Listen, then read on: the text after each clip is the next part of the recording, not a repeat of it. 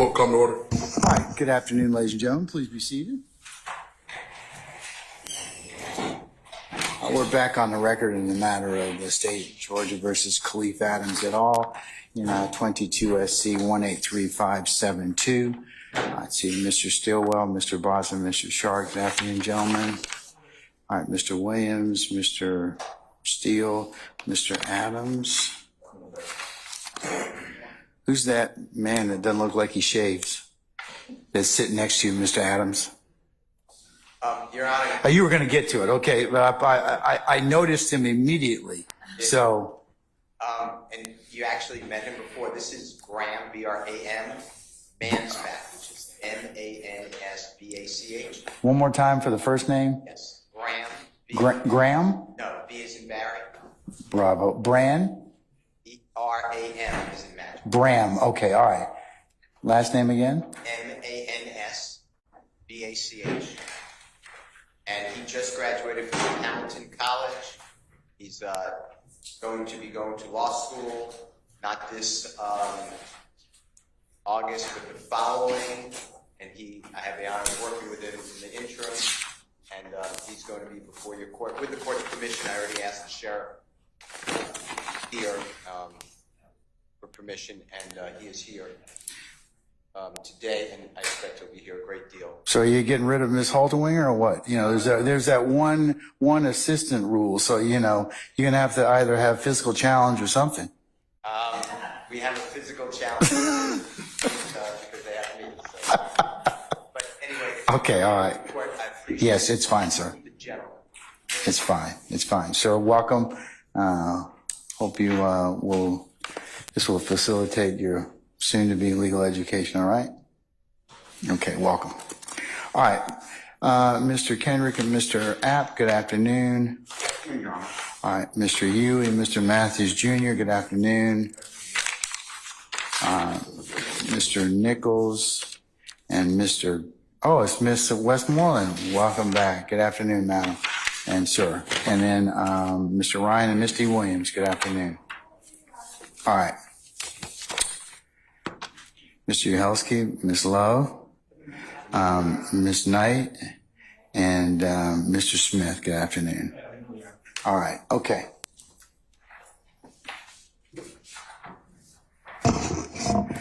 Sergeant Ingram, all our jurors present? Yes, sir. All right. Anything you take up before we call out our jurors? All right. John, sorry. Just a suggestion.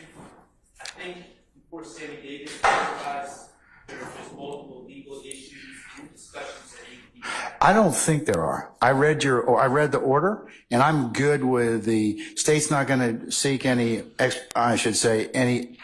out of court identification. Whether or not they seek an in-court identification, I said I would take that up if that were the case. Okay. I don't know whether or not they're going to do that, but my order's pretty clear about what I ruled upon. I agree, Your Honor. The only thing I'm saying is I would hope the state would give notice that they intend to seek an in-court identification, because then you would have to analyze that as far as an independent origin. There isn't one in my. Well, remember, I didn't rule upon that because that wasn't before me. You haven't filed anything, and there's nothing for me to consider at this point in time. Well, Your Honor, I did in the initial motion, but he wasn't here to testify, so we didn't address the independent origin. And it was speculative whether he'd be making an in-court identification. All I'm seeking to avoid, Your Honor, is if there is going to be an attempt for an in-court identification, I don't believe there will be. Let's find out. Are you going to try and do an in-court identification at all, madam? At this point, Your Honor, we don't intend to. We've not shown Mr. Davis any recent photographs of either of the defendants. Okay. Mr. Davis says he recognizes somebody. Well, that's another thing. Well, response to a question from the state, so is the state going to ask it? Well, I can't postulate that for them, sir. Listen. There are pros and cons with any such any such attempt to do so, and I'll leave that for that time. And Your Honor, all I'm going to say is, and I have a bunch of cases, if the state is seeking to do so, the burden is on them to seek to show an independent origin outside the presence of the jury before that needs to be litigated. Then you need to file a motion. I have filed a motion. We covered the out-of-court identification. Remember, I couldn't rule upon the in-court identification. So if you want to particularize that, you need to file it. Okay? The reason we didn't get to the in-court before was because he wasn't here. Okay, but that's something you're going to have to still posture, sir. Okay? I mean, but at this point, I don't have anything before me. The state's told us that, or told you that, and all of us that they're not going to seek an in-court identification. Now, there's nothing which says if he recognizes somebody in the courtroom that would not be that wouldn't be proper. However, here's the other thing: you gotta lay a foundation for it, as well as there are pros and cons and risks with an in-court identification that goes bust. So, I'll leave it at this point in time. All right, and I'm going to include thank you for sending me the order, Mr. Short, and I am going to include it as the next court's exhibit in order for the reminder, okay? All right, summon our jurors, please. Jonathan, you have the, listen to the. Oh, yes, this witness is not to be filmed because he has active undercover operations, okay? All right, summon our jurors, please. Your Honor, can I just ask you one quick question? I apologize. Did you ever decide on a screen? I saw an email from Ms. Hilton to the Honorable Court, CC to us. What kind of? She asked for a screen, and you had concerns about it because we couldn't see, our clients couldn't see. No, I don't. When was this sent? Morning today. Your Honor, that was for, in the event that our technology began backing up, what Ms. Hilton sent, I believe, was a request that we be allowed to replace the area that is now occupied with the easels with the mono board in the event that there are technical difficulties, and if there were, we would simply join Zoom through the Mondo board so that everyone is able to see what is on the Mondo board. At this point, we don't have the Mondo board in court now, so it's not an issue. I think before you do that, when it is available, you should probably dry run it and Yes. see whether or not it will meet your needs and whether or not there are specific issues that need to be addressed. Okay. Yes, Your Honor. So, Mr. Steele, I haven't dealt with it. Okay. All right. Summon our jurors, please, sir.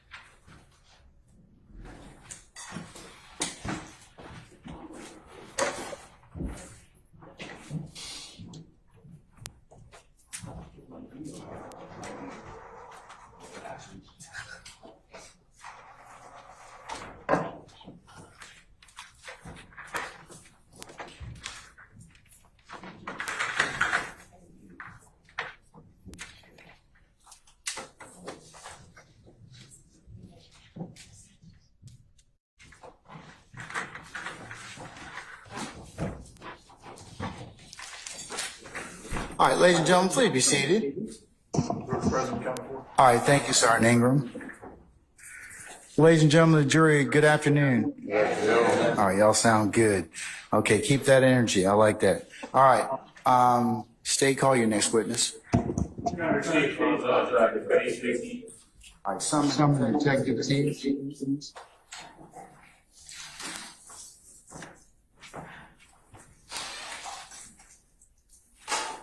Detective Teague, good afternoon, sir. If you would please approach the witness stand. Once you get there, if you'd be so kind to turn and face Sergeant Ingram and be sworn as a witness, please.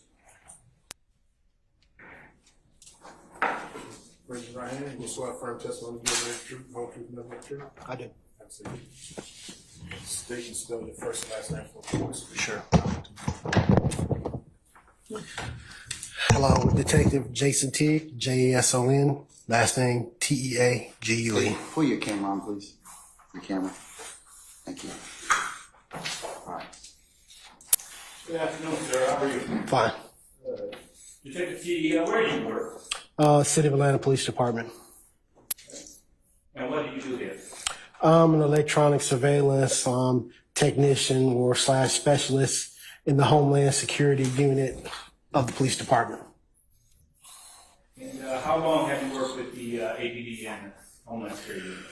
I've been a police officer for 26 years, in which I've been a detective for 20 years. I've been an electronic surveillance specialist since 2009. Were you an electronic surveillance technician on January 10th, 2015? Yes, I was. And Detective, are you post certified? Yes, I am. Have you ever lost your post certification? No. Can you tell the jury what you do as a detective and an electronic surveillance technician? Being a detective in the Homeland Security Unit, basically, the Homeland Security portion of it, we deal with everything from this critical infrastructure of the city. We deal with threats on threats on elected officials and things of that nature. And also we provide assistance for federal agencies for dignitary protection details, protectees, president, vice president, cabinet members, Supreme Court judges, whoever comes into town, that's actually a protectee. But the electronic surveillance portion of it is, I specialize in, basically surveillance means with electronics, everything from camera placement, covert and overt GPS tracking, body bugging, wiretapping, basically things of that nature. Do you receive specialized training to become an electronic surveillance technician? Yes, you do. What type of training? You go to actually multiple schools. The basic class is just the basic introduction class to it is an 80-hour class that you take and you learn everything from dealing with electricity, dealing with circuits, dealing with capacitors, dealing with recording equipment, dealing with cameras, learning about lighting, basically everything you will need to do to work in the field and the basics. Then you start branching off into other specialties like installations in vehicles, which is a little bit different than installations in a room or a house. Then you go off in other specialties like learning about GPS trackers, placement of them, how the system works, different softwares. Then you go off into actually this portion of it, learning video recovery, dealing with different systems, learning the methodology, how you attack different video systems, how to recover the video, and how to make the video playable for detectives to basically look at all their evidence, and so it can be presented in court.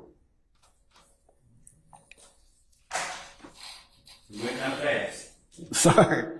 And you briefly explain to the jury, not briefly, just a little bit slower, explain to the jury what video recovery is. Video recovery is basically you're going into wherever there's a video system at, i.e. a DVR or NVR, which is a network video recorder, which is basically a digital video recorder on a larger scale. Digital video recorders, basically, to bring it down to layman's terms, is basically a system that records video from cameras at a location. And you have to learn the methodology about how the system works to actually recover video from it to basically play. Can anyone do this?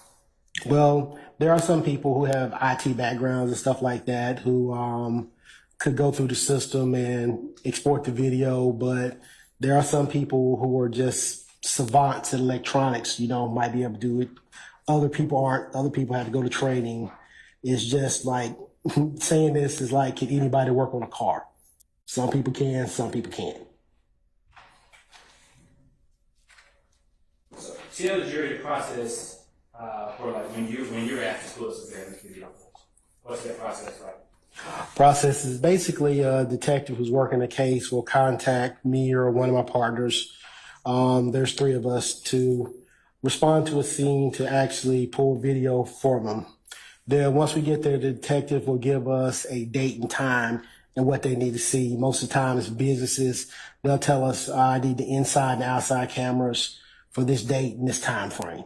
And we pull that video and time frame that they request, and we turn the video over to them to basically watch and study their video.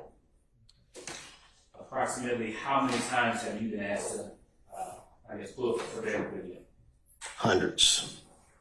What agencies have you pulled a surveillance video for? Mostly it's for Atlanta PD, but I'll pull video from everybody from FBI, ATF, GBI, other agencies in Fulton County, College Park, East Point, South Fulton, and the DA's office. Now, your unit, how many electronic surveillance technicians are in your unit? 3. Do you and your team, I guess 2 others, go out and pull a video every time a crime is committed in the city of Atlanta? No, we go out as we're requested, because every crime in the city of Atlanta, there are a lot of them there's no video for. Happen in, wooded areas, out in different areas of the street or inside houses, there's no video for. So we're only requested when either one of 2 things. One is when businesses don't know how to give the detectives the video. They might know how to play it, but they don't know how to export it and give it to us. Or 2, different things like people don't know where their system is or even how it works at all. That's when we're called in. Do you ever work in an undercover capacity? Yes, I do. When? Well, pretty much daily, because we go out and we monitor different things as they pop up. Different protests, different incidents, or we go out to where the threats have been made, but also in the capacity when we pull video, we go out in undercover capacity because it puts the owners of the business at ease, because sometimes the owners they're in fear of retaliation for different incidents that might have happened on their property. So they're more at ease when they don't see a bunch of police officers showing up there to capture the video. As an electronic surveillance technician, are you familiar with big cameras at all? Yes, I am. And how are you familiar with it? Well, VIC cameras are basically the system the project between the police department and the police foundation, basically to expand video surveillance all over the city.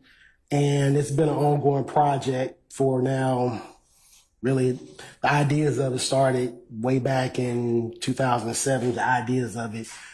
But basically, it's integrating cameras throughout the city, City of Atlanta cameras that we own, private businesses cameras, different agency, county, state, and federal agencies into basically our video integration center. Some people, you hear it in the news, they call it real-time crime centers and stuff like that, to monitor cameras to help alleviate and, catch criminals after they've committed crimes, or either to monitor crowds or large events, like the Super Bowl, the upcoming World Cup, things of that nature. You can remotely monitor larger areas. It's basically in law enforcement, it's considered like a force multiplier.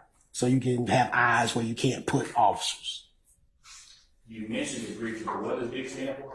Video Integration Center. And how long has the VIC unit been in existence with APD? And I think the VIC has been around APD since around about 2008, 2009. And what is the VIC unit? It's basically it's a centralized, basically crime information center where they can monitor cameras in real time, and actually they have a working map knowing where they have cameras with access to, that they can watch recordings in the area to see if they can catch information about different crimes. What are VIC cameras? Vid cameras are basically, to quickly sum it up, they're IP cameras, which are internet protocol cameras, basically that are placed on poles that are powered, that actually stream video to the video integration center or stream video to wherever the servers are for the owners of the camera for the recordings of the video. Now, does the number of big cameras, do they change from year to year? Constantly. They're constantly increasing. Are there more big cameras in existence now than there was in 2015? Exponentially more. Now, are you familiar with all the locations of the big cameras? No, you have to actually look in an interactive map to see where all of them are because it's constantly changing. Each year, is the big unit able to look at that integrated map and see where big cameras are? Yes. Is the big unit able to look at that integrated map and tell which big cameras are working? Yes, they can. Is it routine for APD investigators to, ask you for big camera footage? No, usually they'll just contact the video integration center directly for vid camera footage. Now, as an APD officer yourself, is it routine to ask a big unit for big camera footage? Yes. Now, as an electronic surveillance technician, do you know what an LPR is? Yes, I do. What is it? It's a license plate reader camera. And how do you know what it is? Just years of training and basically dealing with them. Is there a correlation between big cameras and LPR? The correlation is basically the information is still piped through the video integration center. What do LPRs do? They actually, in real time, take high-speed pictures of cars passing by, capturing the tag, and running the tag information. Now, do you have any way of knowing where big cameras and LPRs are, even though that you upload that footage? Yeah, you have to look at the interactive map or contact the video integration center to see if there are any in the area of where your crime occurred.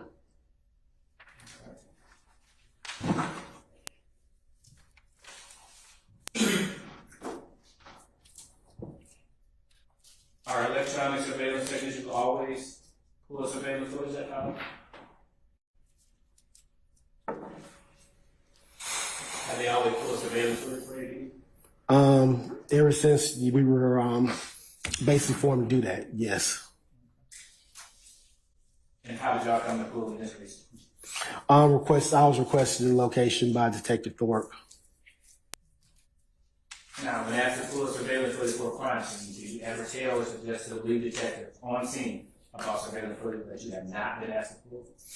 No, if the existence of vid cameras in the area, if I knew about a specific vid camera, I would tell them, hey, there's a vid camera over here, a vid camera over there. Or even if I have a camera up in the area, I would let them know, but only if I know about it.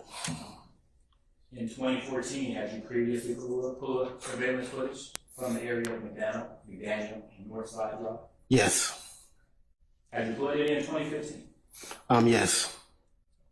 Were you asked to assist in the January 10th, 2015 murder at 330 McDaniel Street? Yes, I was. By whom? Detective Thorpe. And tell the jury what you were asked to do. I was asked to pull video from the Texaco gas station in the barbershop next to the Texaco gas station. Detective Thorpe gave me the dates and times of the footage that he needed, and I recovered the footage and turned it over to him. Now, when you were asked to assist in that investigation, did you know about any other surveillance cameras in that area besides the ones which you pulled footage for? No. Now, I want to go back to what you were asked to pull for the Donovan Thomas murder on January 10th, 2015. Are you familiar with the systems you were asked to pull surveillance footage for? Yes. Okay. What businesses? The Texaco and the barbershop. Can you explain the system used by the Texaco? The Texaco has a GV800 system. At the time, back in 2015, that was pretty much the system that you ran into in most convenience stores and gas stations. actually, oddly enough, it's one of the systems we kind of concentrated on when I actually went to specialized school for it. But it's a system. It's computer based. It records to the hard drive of a standing desktop, basically recording footage of the inside and the outside of the business. It's very common back then. And the barbershop also. Yes, please. Well, the barbershop had a night owl system, which is another one very common for smaller, in use in very smaller businesses and homes at the time. But it was one we came in contact with almost daily in our work. Permission to approach, Your Honor? You may. Detective T, I'm showing you the CD that contains case exhibit 292 Yankee Alpha through 292 Yankee Delta. Do you recognize this CD? Yes, What is it? it's a video crime. It's my initials on it. Okay. A video of what? I think this is video. I don't remember if it's video from the Texaco or everything, but it's video on here. Okay. Did you review the contents of the CD before coming to court today? Yes. And does the CD contain an accurate copy of the footage obtained from the barbershop at 330 Greenwich Street? Yes.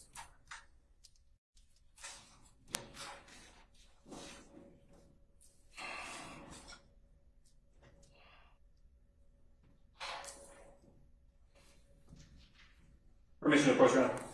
You may, sir. Thank you. Detective T, who did you get this footage from?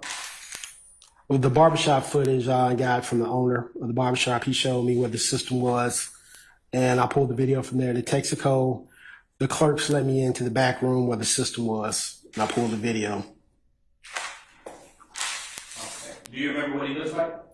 The owner of the barbershop, black male, about 5'6", 5'7", bald-headed, brown complexion. He and I just remember specifically him. While I was pulling the video, he and I were actually talking about basketball a lot because my last name is Teague, and he's a Hawks fan. How do you remember what he looks like? Well, I actually seen him yesterday while we are getting ready to come into court, and he's leaving, and I recognized him from then. But I recognized him there. You recognize people, like, remember, because he and I, we actually had a long conversation while I was pulling the video. So I'm going to show you, this time I'm going to publish what's been previously admitted as State's Exhibit 292 Yankee Alpha. And to your left, can you tell me what's depicted in 292 Yankee Alpha? The inside of the barbershop. Correction, 292 Yankee Echo. And did you see the individual you pulled the footage from? Yes, the gentleman right here on the left. Can you circle him?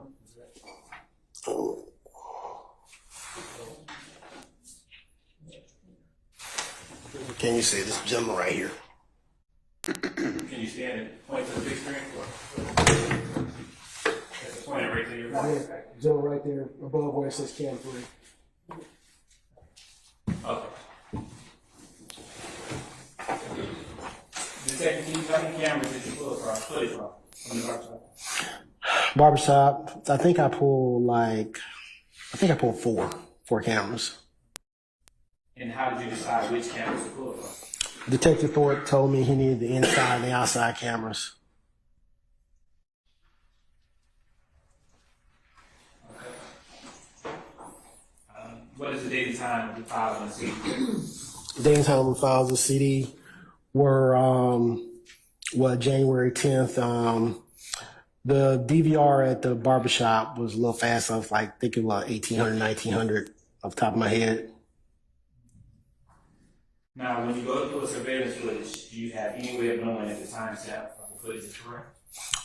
Yes, you can look at the footage, at the live footage, and see what time it is, and just look at your watch and just tell what the offset is. And you advise the detective, say this is the offset on this one. Like some systems get off, or fast an hour behind an hour, or get off some. But I always advise the lead detective on the case what the offset is. Now, does your training and experience as an electronic surveillance technician inform you of the reasons the timestamp may be off on a system like states 292 Yankee Alpha through 292 Yankee Delta? Yes. What are some of those reasons? Well, some DVR systems, depending on, say, if the system was unplugged for a long amount of time, or say power outages occurred in the area, the systems go off. Most of those DVR systems have a small battery in them that it's not a rechargeable battery, it's just a battery that's placed in it during manufacturing to help try to keep the time right. But knowing batteries do die over time. So the capacity of that battery to keep up the date and time is affected. Also, with DVR systems, the regular ones that you might have in your house or something, DVRs are pretty much simple computers. The main function of DVRs is to record the video, pretty much it, and that's what most of the capacity of it is toward.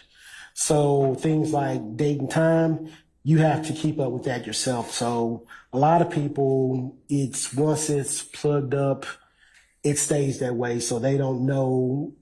A lot of people don't have the technological know-how to like go in and during daylight savings time to spring forward or fall back. And sometimes it's kind of like, the best way to describe it is how if you're old enough to have had a VCR, a lot of people never programmed the clock on that VCR. It was 12 o'clock forever. It just flashed 12 o'clock. Nobody ever programmed the time. But it's kind of the same principle with a lot of DVRs. Now, was the timestamp on each of the barbershop camera or all those the same? Yes. Why? Because the timestamp is put on to the recordings by the DVR itself. Now, was that timestamp accurate or was it off? It was off. It was a little fast. Approximately how much off was it? I think it was like 40-something minutes fast. How did you know? I looked at my watch when I was there. Now, did you tell the detective when timestamps are off on surveillance footage? Yes, I did. Did you inform Detective Thorpe of the timestamp difference? Yes, I did. Now, at this time, the state moves to admit state 292 Yankee Alpha through 292 Yankee Delta for admission.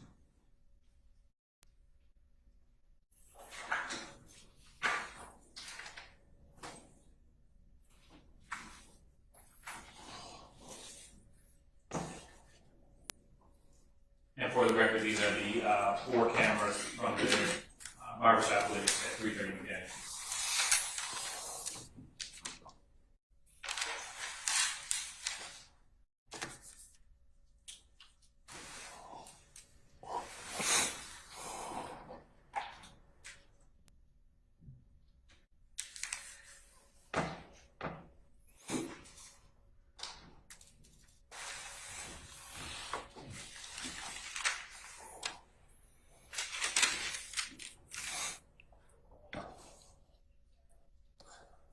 Any objection to states 292 Yankee Alpha through Delta? All right, hearing none. Yes, Judge, I'm going to object to the admissibility. Which one, or you reject all? The entirety. What's the basis, sir? Improper foundation, and also cite to Yancey versus State 342 294. Overruled, sir. I'm going to admit them over objection. And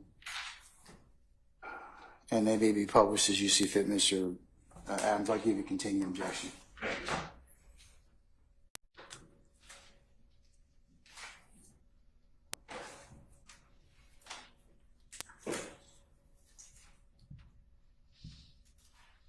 They're admitted, may be published as you see fit, sir. Thank you.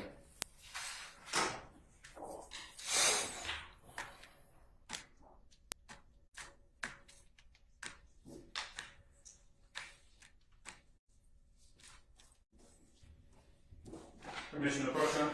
You may, sir. Detective T, I am now showing you what has been marked as states 292 Yankee Foxtrot through 292 Yankee Kilo. These are steel shots from the barbershop at 330 McDaniel Street. Do you recognize them? Yes, there's still shots of the video that I pulled from the barbershop. And are they a fair and accurate representation of the footage from the barbershop? Yes. Permission to approach, Your Honor? At this time, the state moves to admit state's exhibits 292 Yankee Foxtrot or 292 Yankee Kilo.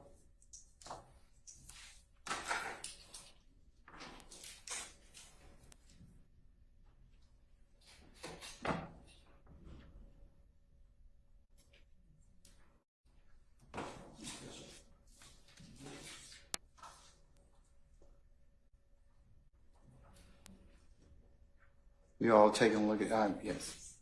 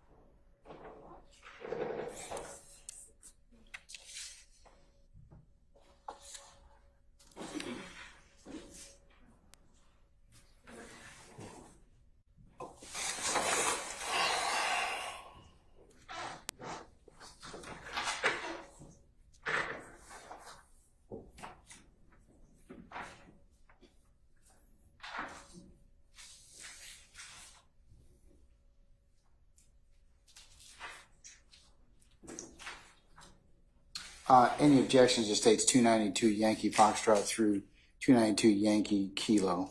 They're from the same meeting, so we have the same foundation objection, also object to a cumulative. All right, I'm going to overrule the objection. I'll note that a continuing objection, and they're admitted and may be published as you see fit. Thank you, Your Honor. Permission to approach, Your Honor.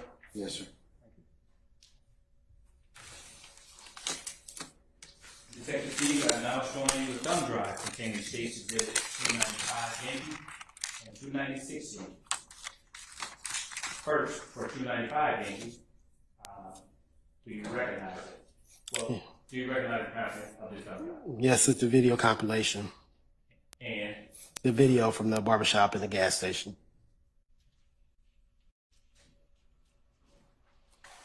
let me backtrack. Have you reviewed the contents of the thumb drive prior to today? Yes. And what are the contents? Video from the video that I pulled and the compilation of the videos. From you pulled from the Gas station and the barbershop. with respect to the gas station footage, is it a fair and accurate representation of the footage you obtained from the gas station, Texaco gas station at the Daniel North side? Yes. For 296Y, which are snippets, the compilation you referenced, have you viewed those snippets before coming to court yet? Yes. And are those a fair and accurate representation of the footage you obtained from the barbershop and Texaco? Yes. Permission to approach, Your Honor?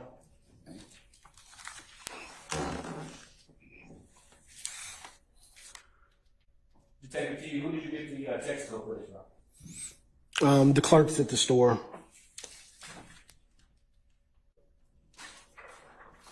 How many cameras did you pull footage from? I think the Texaco, I think I pulled 16 cameras. How did you decide which cameras to pull from? Detective Thorpe advised me he needed the inside and outside cameras. And was the timestamp on each of the Texaco cameras files the same? Yes. Your Honor, this time the state moves to admit States Exhibit 295 Yankee and 296 Yankee. Any objection to states 295 Yankee or 296 Yankee? I said, do you have any objections to states 295 Yankee or 296 Yankee? Yes, same objection, just based on foundation. And specifically, the last one, I'm sorry, the exhibit number again for that last one? 296 Yankee. That's the compilation, is that correct? No, that's the snippets of the barbershop and the Texaco. Yeah, could have an objection to 296, I think because of the way it's compiled, I would consider it to be both cumulative as well as confusing to the jury, so I object on that basis. I'm going to overrule the objection and admit them over objection. I'll give you a continuing objection. You may publish as you see fit, sir. Thank you, Your Honor. Detective T, did you view the systems in real time? Yes. And did the systems accurately show outside and inside of the Texaco? Yes.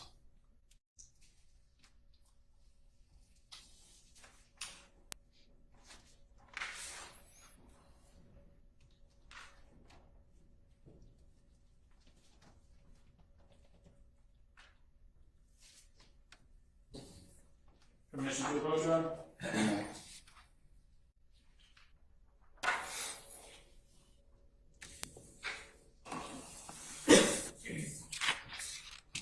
Detective T, now showing you steel shots from the Texaco gas station at Northside and McDaniel. States 292 Yankee Lima through 292 Yankee November. Do you recognize? Yes. And how do you recognize it?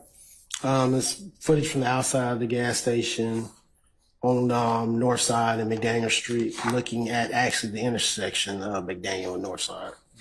And they have fair and accurate representation of the footage you pulled from the Texaco gas station? Yes. Around this time, the state moves to admit it. State 292 Yankee Lima. Lima. Pardon? Lima. Lima. Not Lima. Lima. Lima's the pen. Military people around the world are just cringing at this point in time. Yes. 292 Yankee Lima through Lima. November? Yes. Okay. I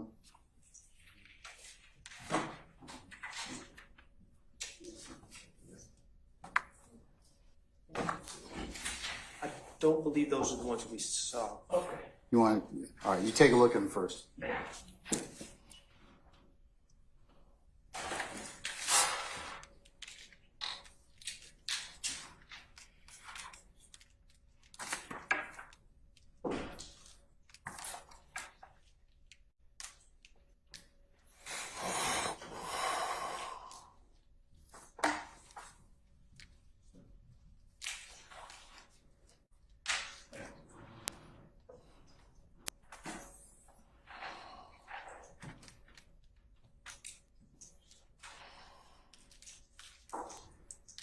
So in response to the court, same foundation objection. All right, sir. They're admitted over objection. I'll give you continuing objection. They're admitted and maybe published as you see fit. Thank you, Your Honor. Detective T, did you also view the barbershop system in real time? Yes. And did the cameras accurately capture outside and inside the barbershop? Yes.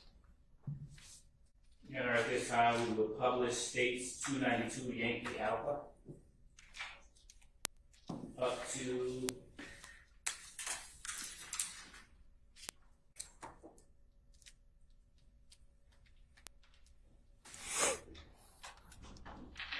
eight minutes and 32 seconds. 8:32:50. That's about 30 minutes, Your Honor. Okay. Ladies and gentlemen, you good? Or you want to take a comfort break before we see this video? I think, we good? Okay, all right. Anybody else out here? All right, roll it.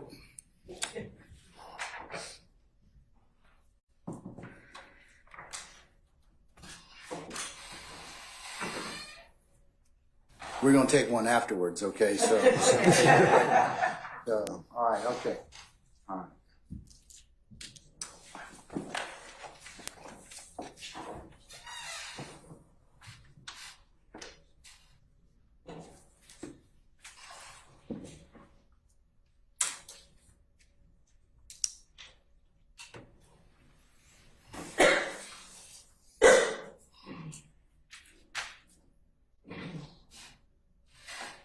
Detective T, can you see 292 Yankee Alpha on the screen?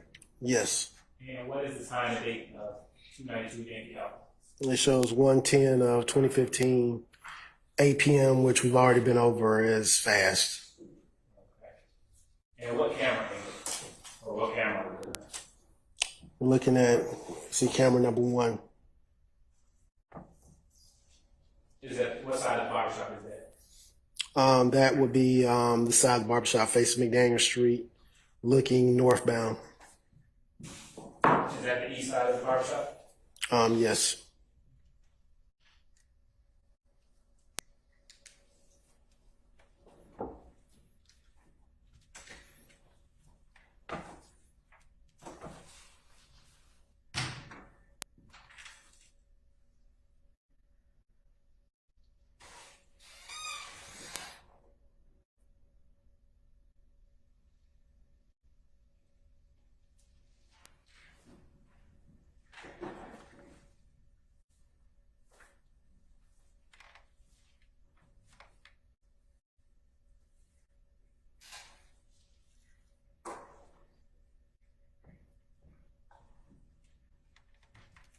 Detective T, do you know any of the individuals in this photo?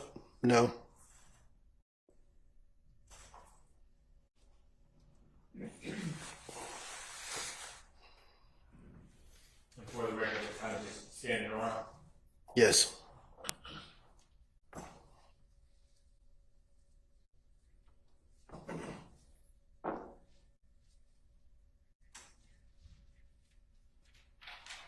Detective T, is this prior to the shooting occurred at this location? Yes.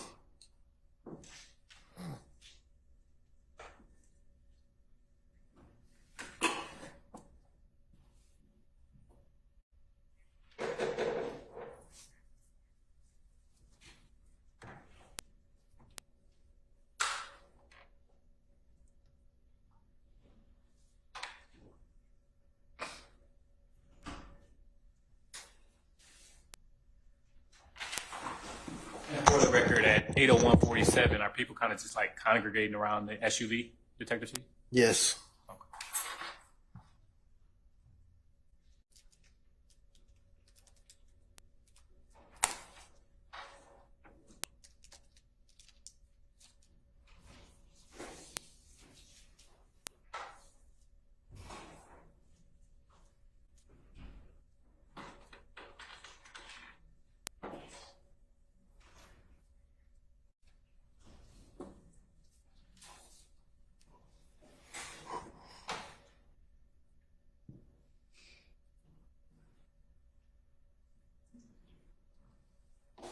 At 8:02:31, has any shots been fired yet?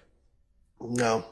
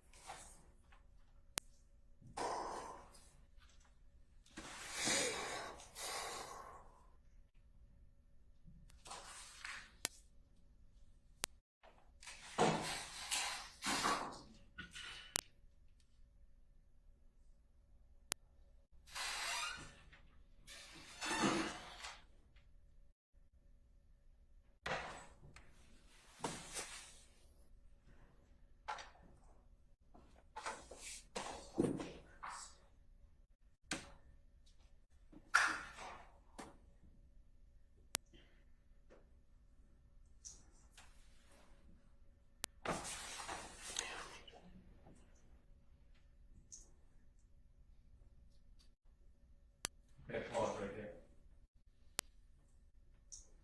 At 8:03.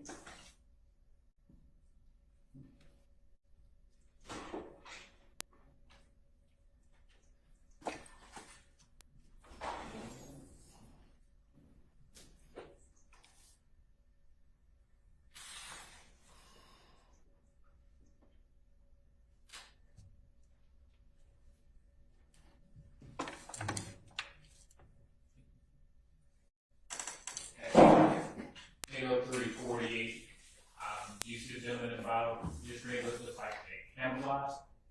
Yeah. Do you know that individual? No.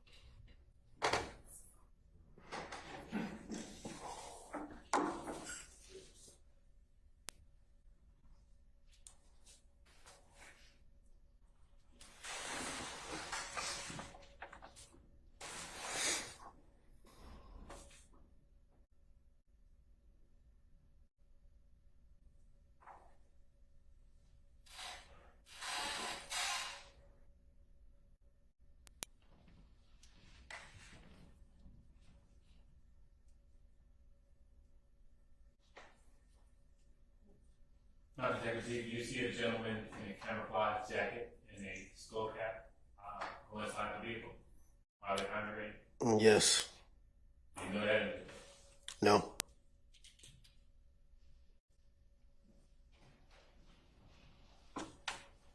Do you see the camouflage jacket and the skull cap? Yes. Know that individual? No.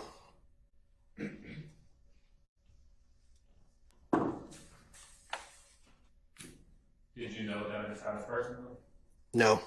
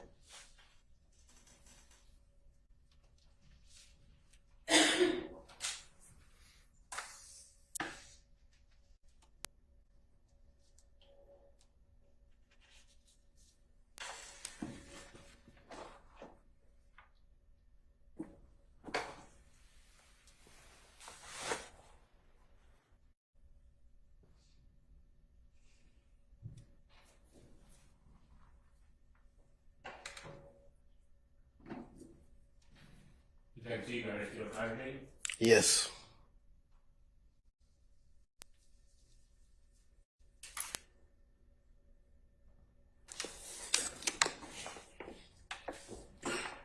At 8:20, are they still congregating? 8:08, I'm sorry. 807. Yes.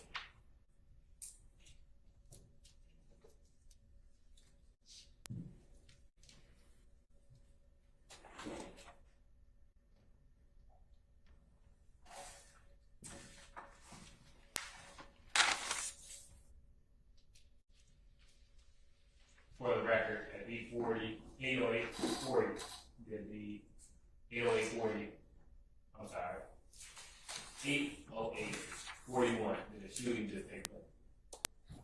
Yeah, but it on my monitor didn't show the shooting. Did you ever monitor the call? Yeah, it jumped to 808:44. So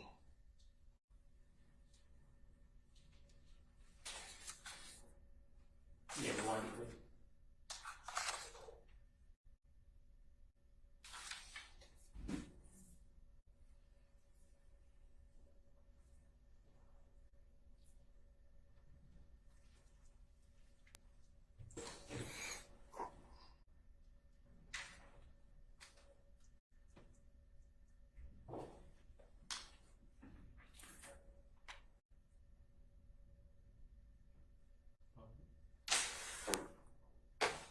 Eight oh eight 40, the two there. yes.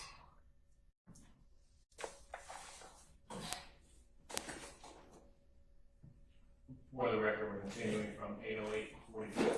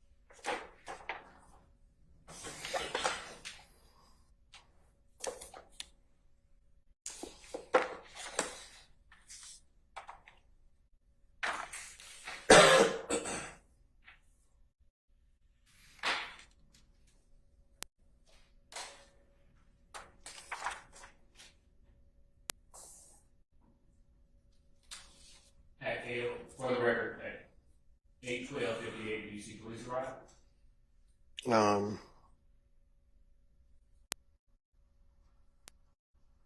I see lights right quick. I see a blur of lights. So We'll continue.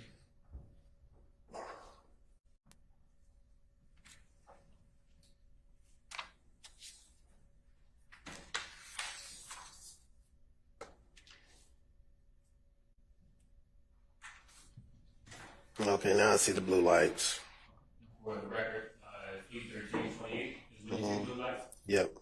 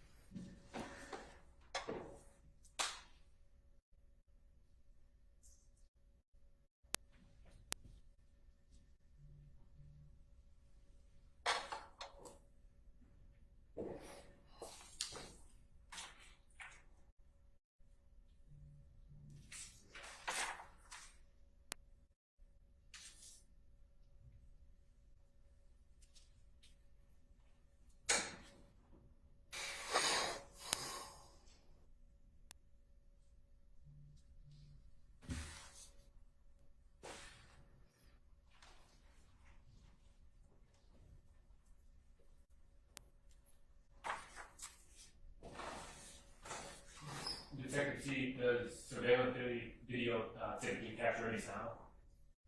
Some do, some don't. Did this one? No.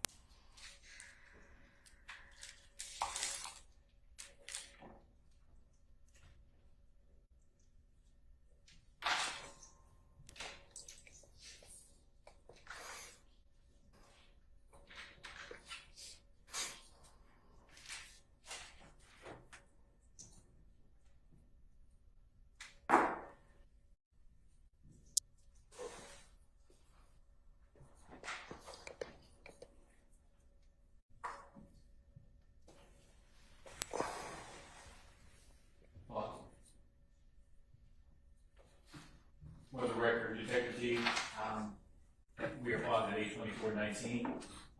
Technically, someone being wheeled on the parking lot on a gurney at this time. Yes.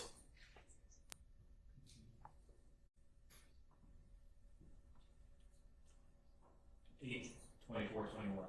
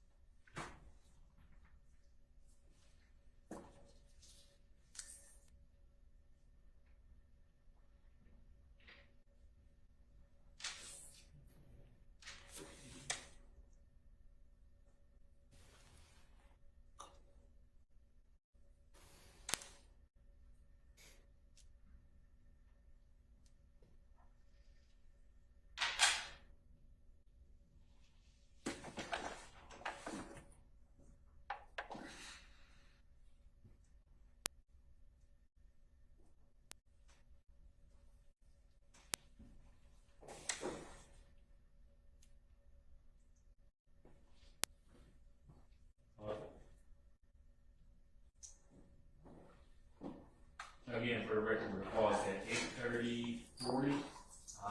Detective T is the second person being wheeled from the scene on the gurney. Yes.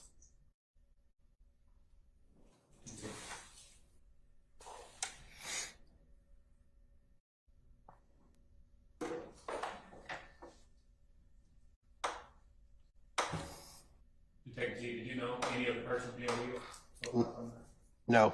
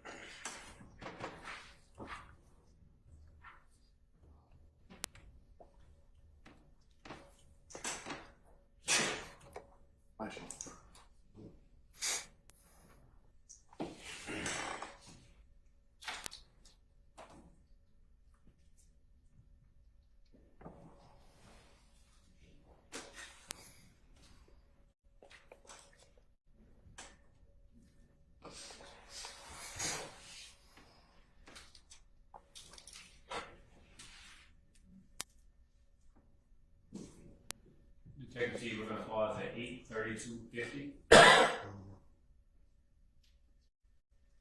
And finally, for the record, do you see a third person being wheeled from the parking lot up there? Yes. Do you know this person? No. Detective T is here.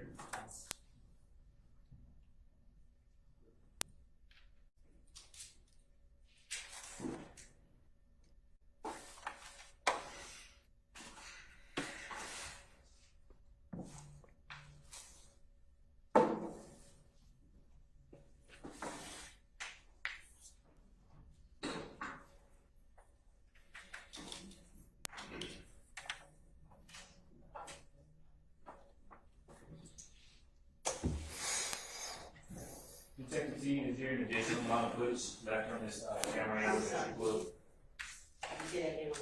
Sure. Detective T, is there an additional amount of footage left on this camera angle that you would that has not been shown yet? Yes.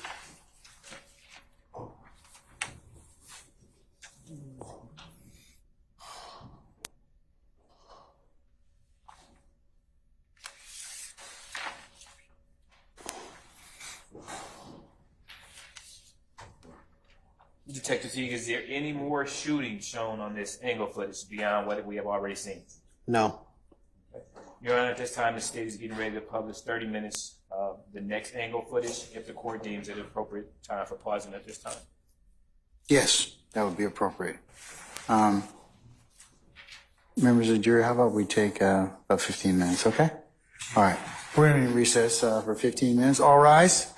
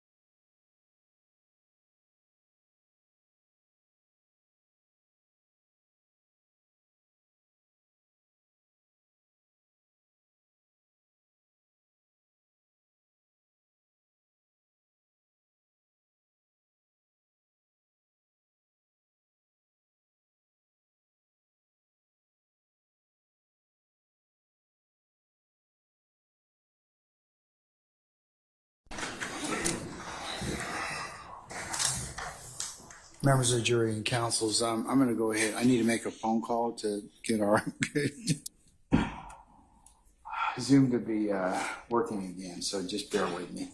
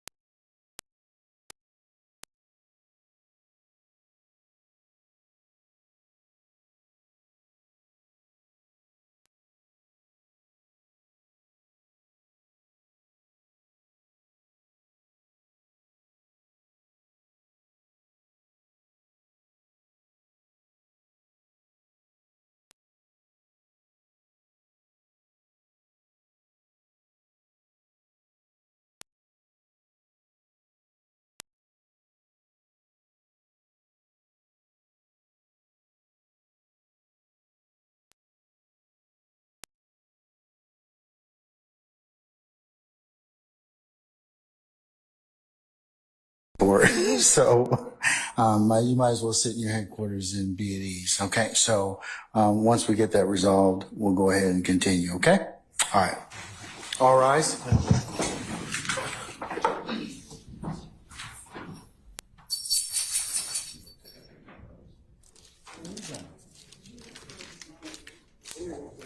Now she's got to call tech support.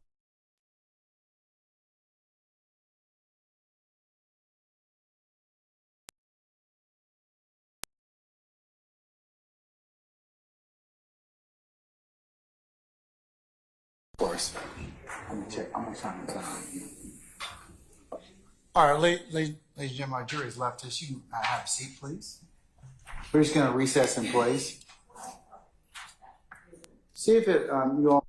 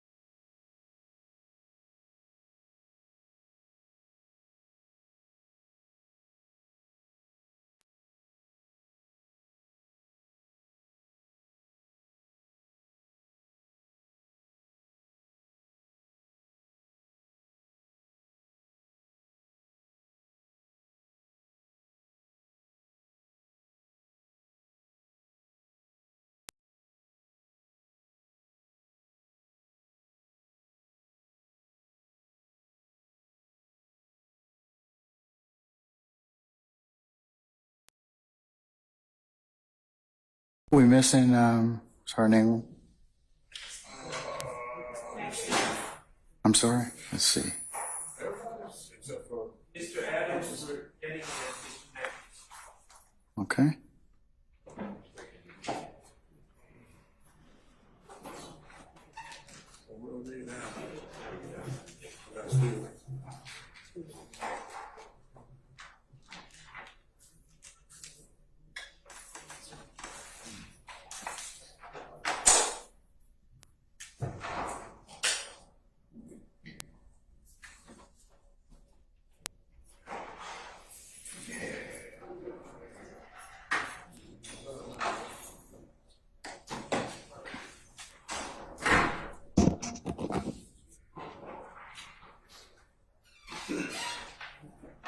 All right, do we have everybody now? Let's see. Okay, all right. Councilors, just to fill you in on our impromptu bench conference, which is the subject of what we like to talk about at this point in time. It appears that our internet is still out or down countywide, or at least on this side of the building. So, given the fact that we have been down more than an hour and it looks like the internet services are still not working, it might be best to just recess for today. Councils, with your concurrence, or even with it not your concurrence, I'm going to go ahead and excuse our witness here and have him come back.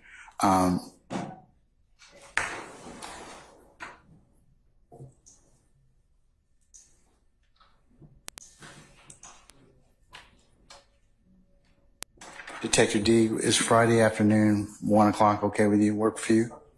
Okay, all right. Council, we'll go ahead and recall Detective T here for 1 o'clock on Friday, okay? And see if we can complete his testimony at that point in time. All right, any issues? What's happening tomorrow? The state's gonna call some additional witnesses, but we can talk about that in just a minute. Okay? All right, let me go ahead and call our jurors out and excuse them, and we can excuse our witness for the day, and then we can talk about any ancillary issues, all right? All right, summon our jurors, please.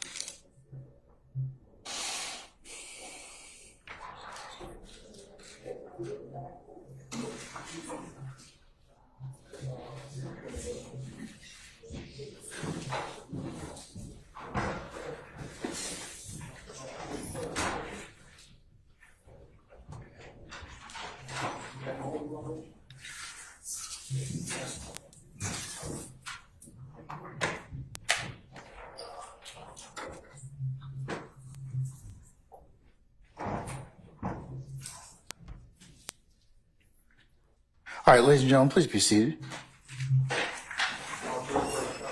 All right, thank you, Sergeant Newman.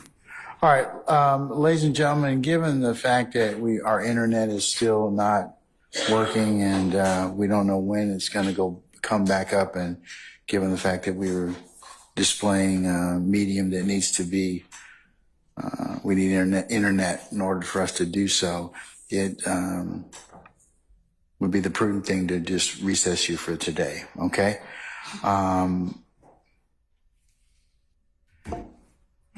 Detective T, we'll see you tomorrow, I should say Friday at 1, if you could come for 12:30, and we'll start about 1 o'clock, okay?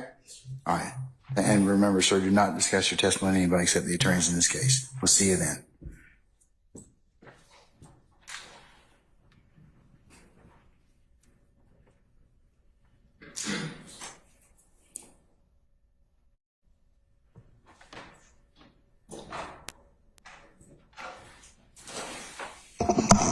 Okay, ladies and gentlemen, any ministerial inquiry with me before we recess you for today?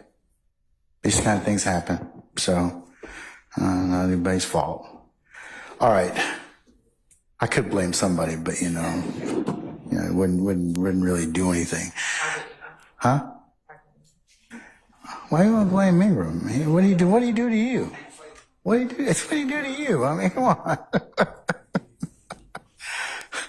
All right, ladies and gentlemen, I will go ahead and give you your admonitions at this point in time. Remember, as you leave and depart this space to go to wherever you live within our great county, do not discuss anything that you may have heard at any point in time with each other as you leave and go in ones and twos or in a larger group, or as you sit back there in your headquarters at your deliberation room.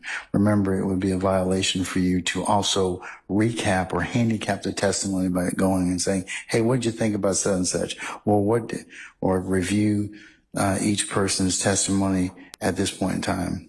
Remember, you cannot do that until such time as the court directs and instructs you on that particular process. Remember, you can also do not go to any third-party sites, to do any additional research, any reference materials, phone a friend, or anybody else to aid or otherwise augment your understanding. The only thing you can consider that's been presented lawfully within the four walls of this courtroom. That also pertains to any addresses or sites that you may have learned thus far in this particular trial. Remember, do not go by and visit any of those scenes. Do not take any pictures of those scenes. Do any artist renderings of those scenes, or otherwise discuss anything that you have learned either with each other or with anybody else. It would be a violation for you to engage in that. Ladies and gentlemen, also please resist temptation to listen to any recaps or reaccountings of this particular trial as it may be portrayed in the media. As remember, you can only consider what is presented in this courtroom that's been lawfully for your consideration. You cannot consider any outside or extra sources. All right, and ladies and gentlemen, as you leave today as well, please put your notepads in the basket. Do not take those with you outside that space. You'll get them back when you come back tomorrow, okay? Tomorrow we will start up 9:30 for an anticipated 10 o'clock start time, and we'll see where the day leads us at that point in time. Hopefully our internet will be working, or we will do alternative presentations of witnesses, but we'll see what tomorrow brings, okay? All right, any other further inquiry of me? All right, ladies and gentlemen, thank you for your extreme patience that you've given and the patience you'll continue to give us. It goes without saying on behalf of all our participants, okay? All right, unless you have anything of me, ladies and gentlemen, we're going to recess you till tomorrow at 9:30. We'll see you for 10 o'clock start time. All rise.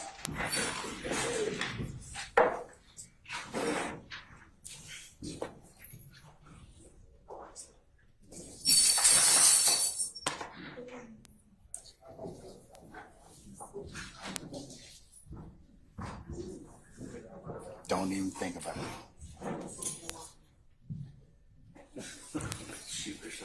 I thought he was going to. Please be seated. Our jury has left us. All right. What inquiry do you have of me?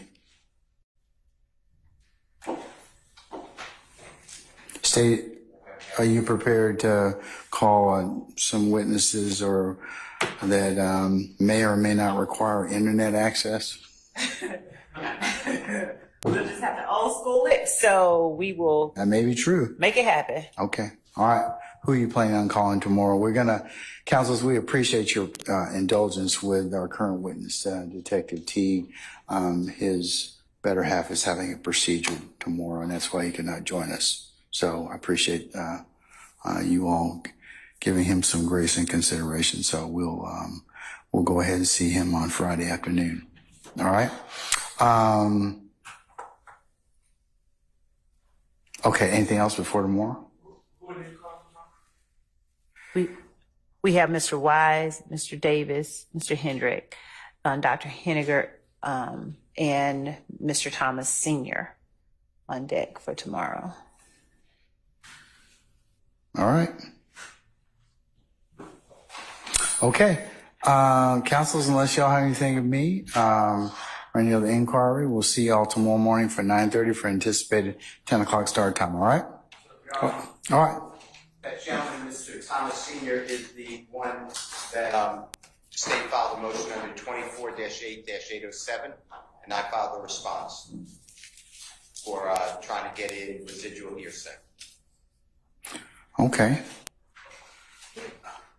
He would be one of the last witnesses if we even reach him tomorrow. So prior to us putting Do you want to take up the issue right now? I mean, I'm prepared at this point. I've read the state's request and Mr. Steele's response, which I'll include as the next court's exhibit in order. Your Honor, if we could take it up tomorrow. I'd rather not take it up well, tomorrow. I'll give you Reason being is because I can take it up now and then we don't have to stop tomorrow because we've got a few minutes. It won't take that long because I've kind of got just some kind of inquiry about it anyways. Okay. Okay. All right. Just 1 second.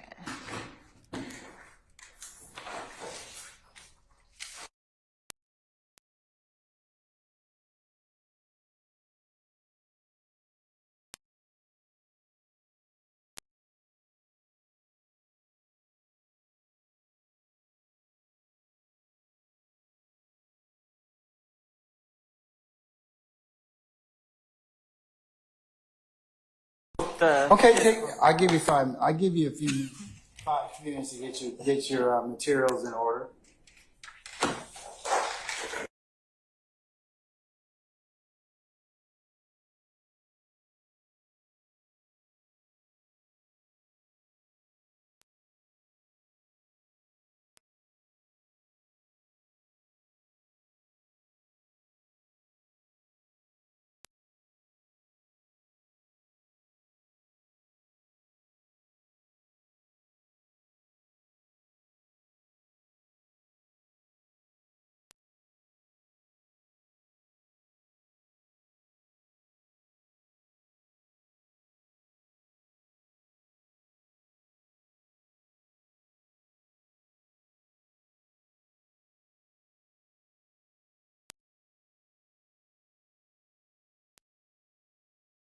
Didn't even, thank you. Sorry.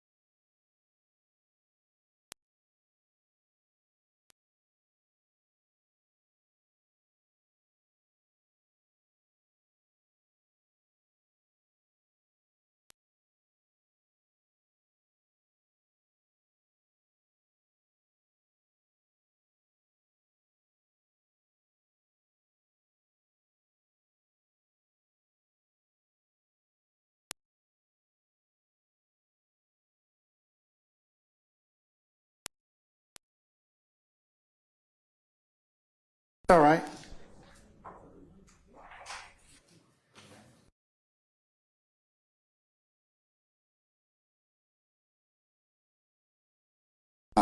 Request by the state. The court has basically 3 areas of inquiry, and I'll let you all, respond to them 5 minutes each. Of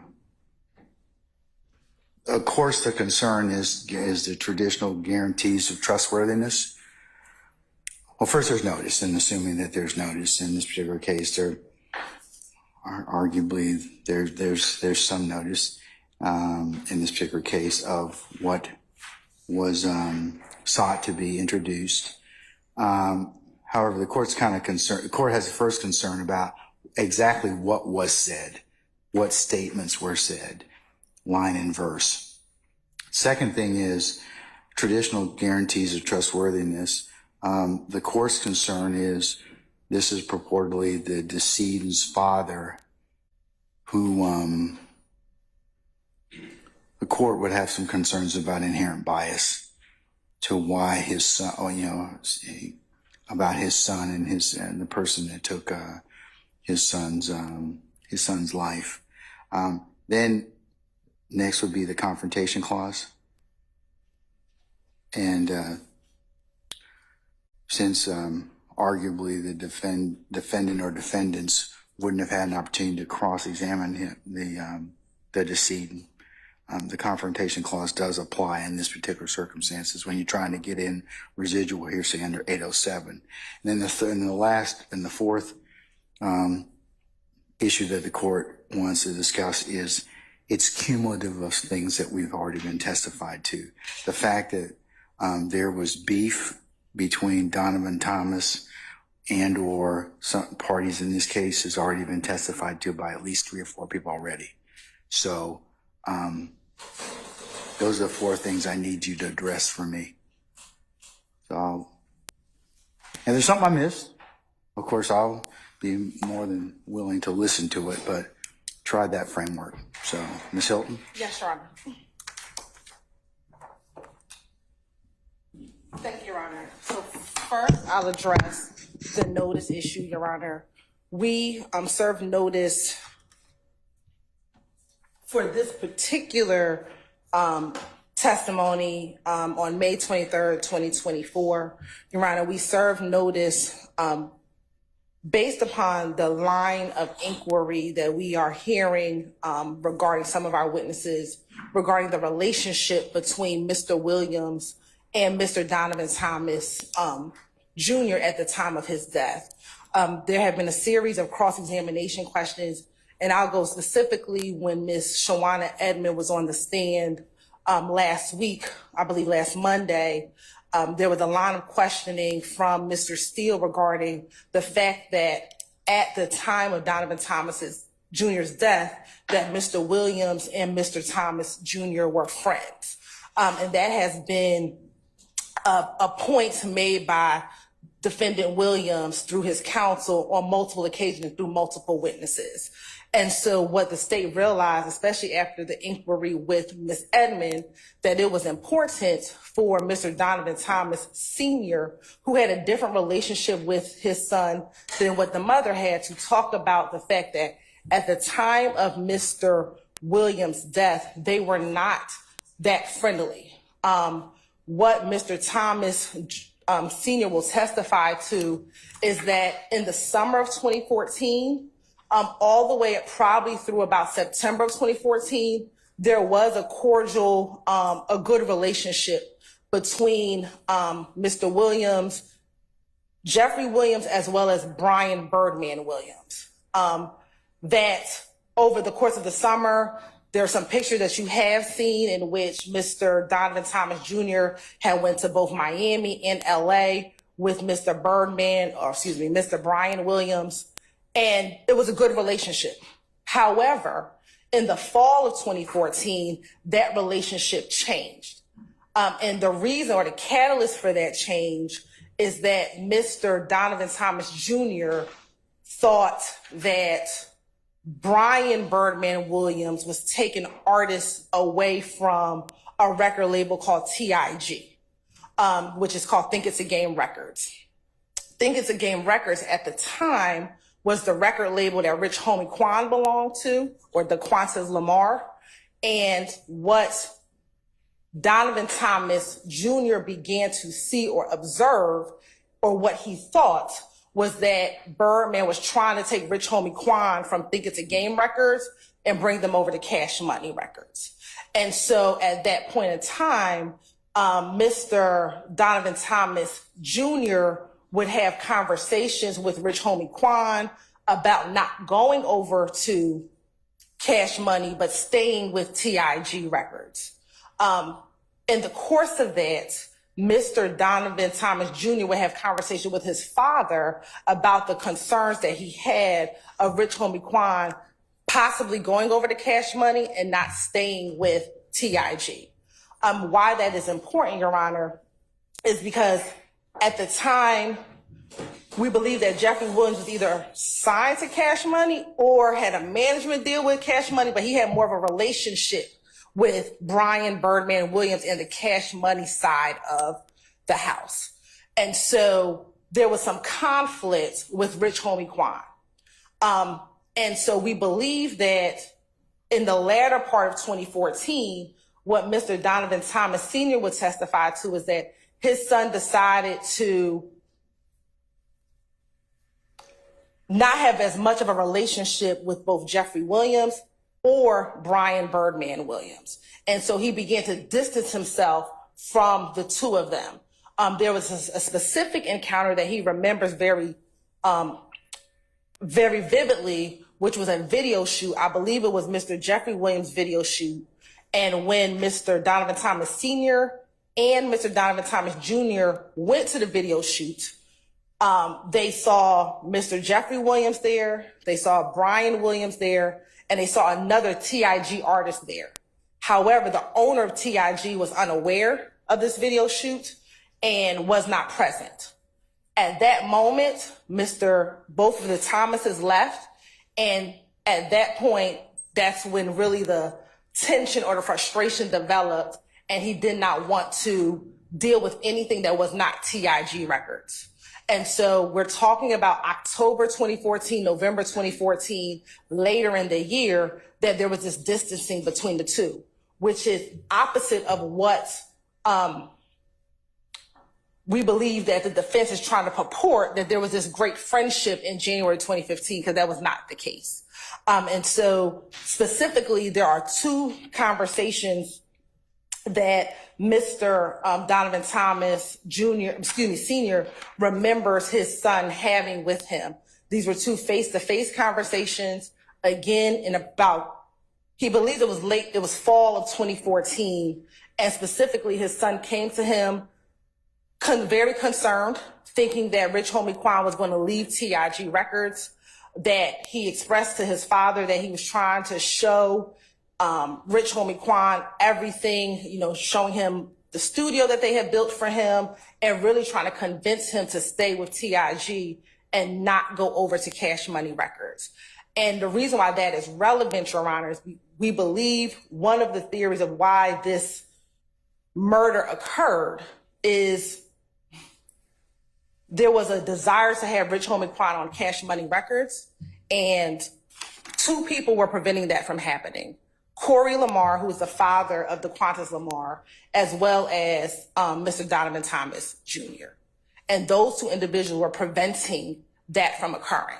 And so these conversations that he was having is not specifically towards Jeffrey Williams, but specifically towards his concern with Brian Birdman trying to steal Rich Homie Quan from TIG and bring him over to Cash Money Records.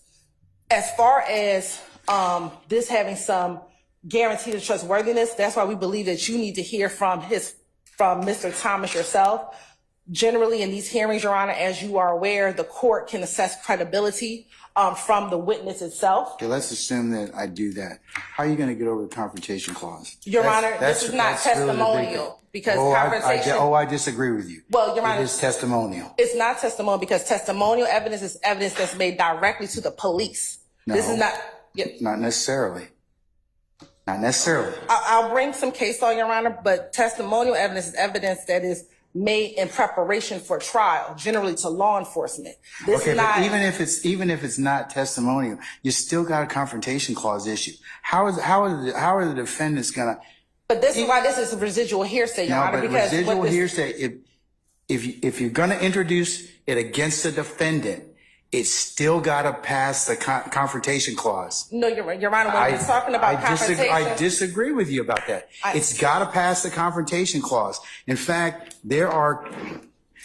You all like to slight Carlson a fair bit, so let me go back to what Mr. Carlson says about the constitutional considerations. While much of the evidence offered under 807 will pass Sixth Amendment muster, cases state that if a hearsay statement is testimonial, confrontation clause prevents its admission at trial, even if it falls within the hearsay exception, unless the declarant statement is unavailable and the defendants had a prior opportunity to cross-examine the declarant. So the issue you're still going to have is, well, is just general confrontation of this particular witness. And then also, I'm concerned about just the nexus in terms of what you're trying to get into at this point. When you, I guess two things. The nexus being that of what exactly Mr. Thomas is going to testify to. I mean, you laid out for me kind of a relationship driven or I don't see the nexus. I'm having a hard time seeing that. Which nexus, Your Honor, so I can be clear. The nexus in terms of what does Mr. Thomas's statements about his son, because finally you boiled it down to there's two conversations in the fall of 2014 that you want to get into. Have you reduced those to writing?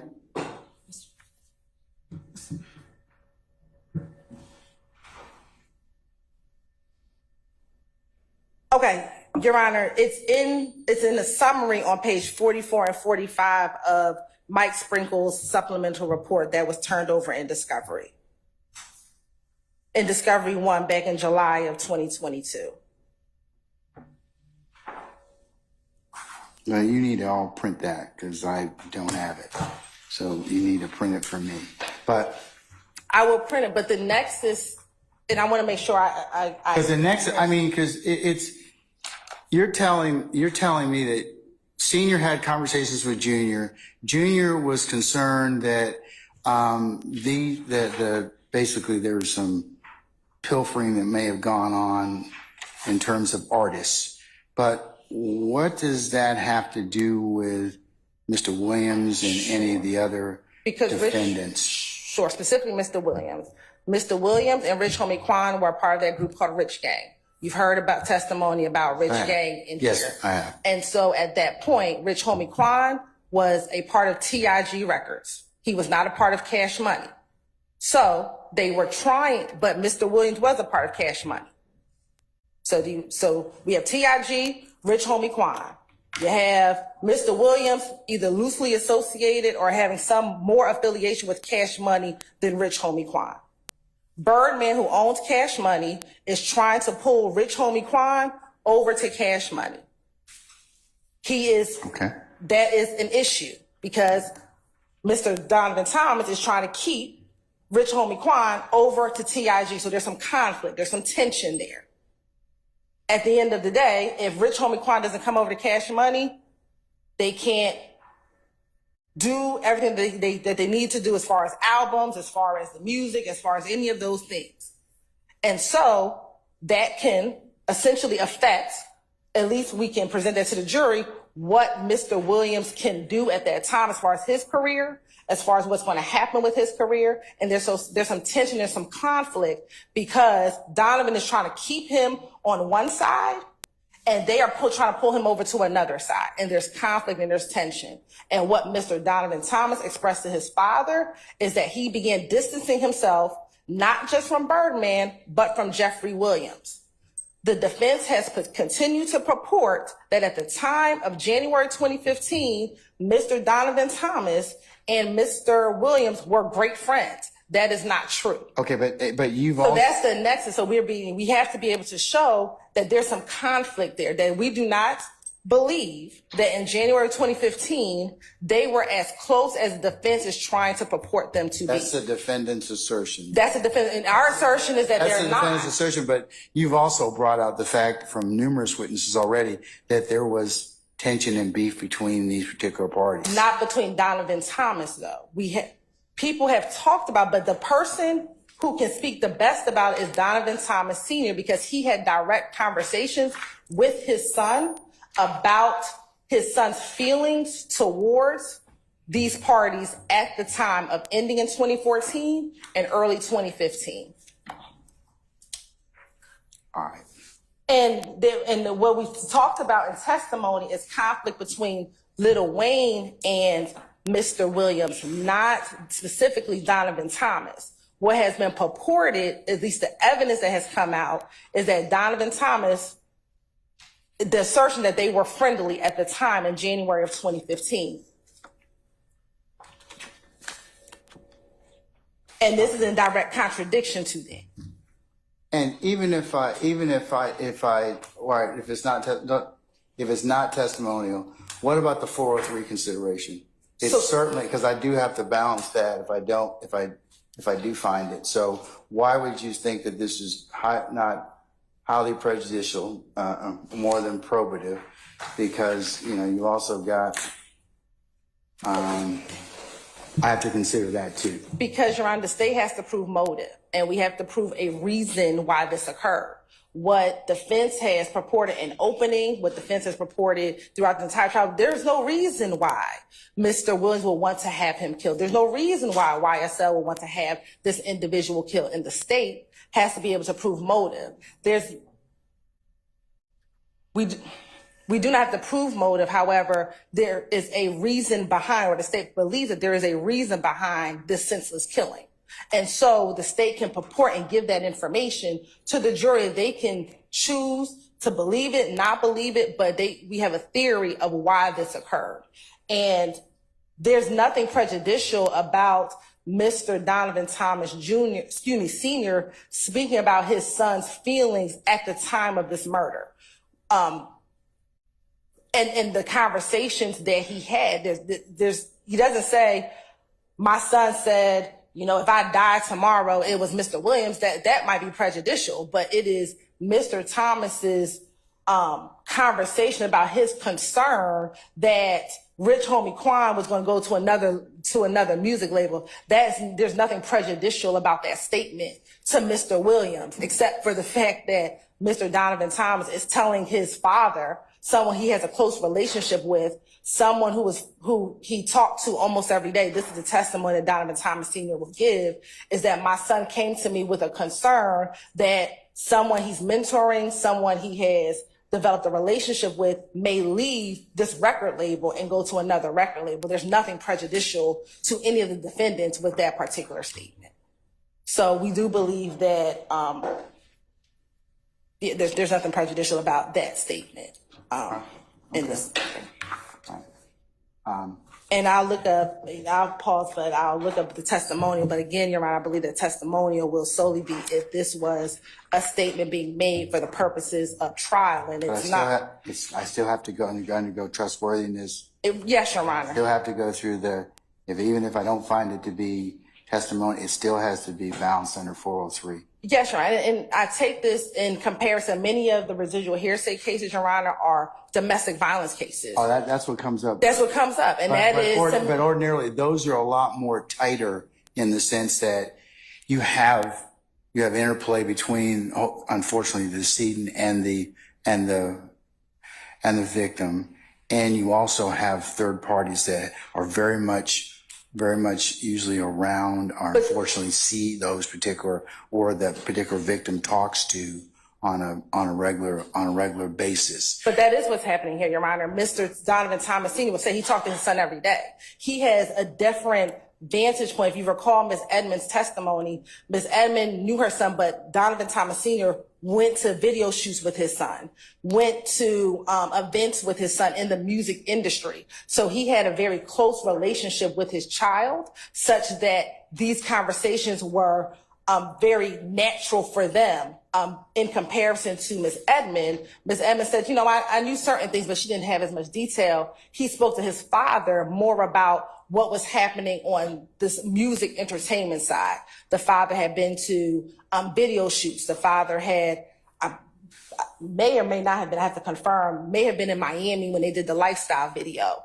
Mr. Donovan Thomas Sr. spoke to his son, was very involved in the fact that Mr. Donovan Thomas Jr. had created his own independent music label. Another one of his sons, Marquavius Curtis, was a part of that. So Mr. Donovan Thomas Sr.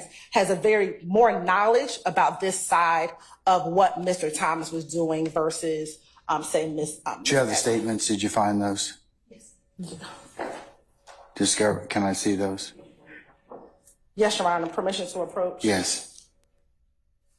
I'm just going to read them in the record so that we have them for consideration.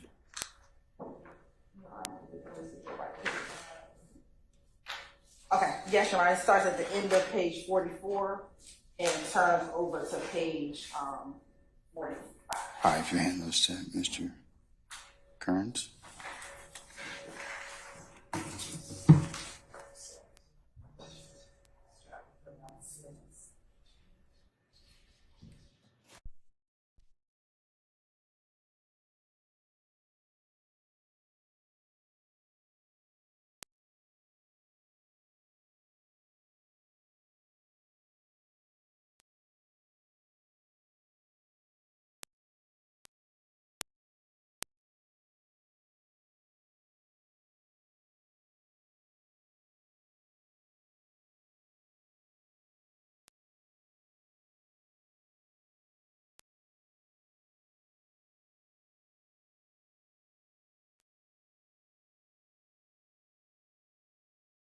This is a. The last thing is on page 44, Judge. Okay, what am I looking at to begin with? This is Mr. Sprinkle's. What is it? So Mr. Sprinkle, back in 2016, met with met with Donovan Thomas Sr. About. So this is a report from Mr. Sprinkle. Correct. But Okay, and where does it go from? Am I supposed to consider on August the 2nd, 2016? Yeah, when you said you wanted to read, yes. Yes. So August 2nd, 2016. Through what? And then it goes all the way up to page 45. The last word is them. Oh, okay.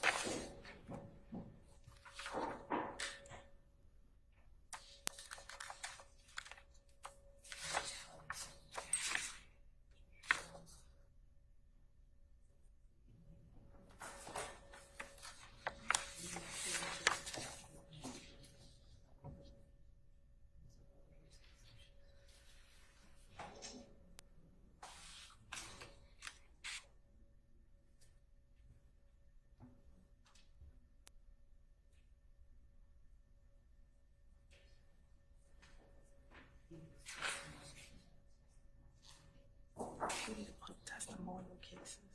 Testimonial.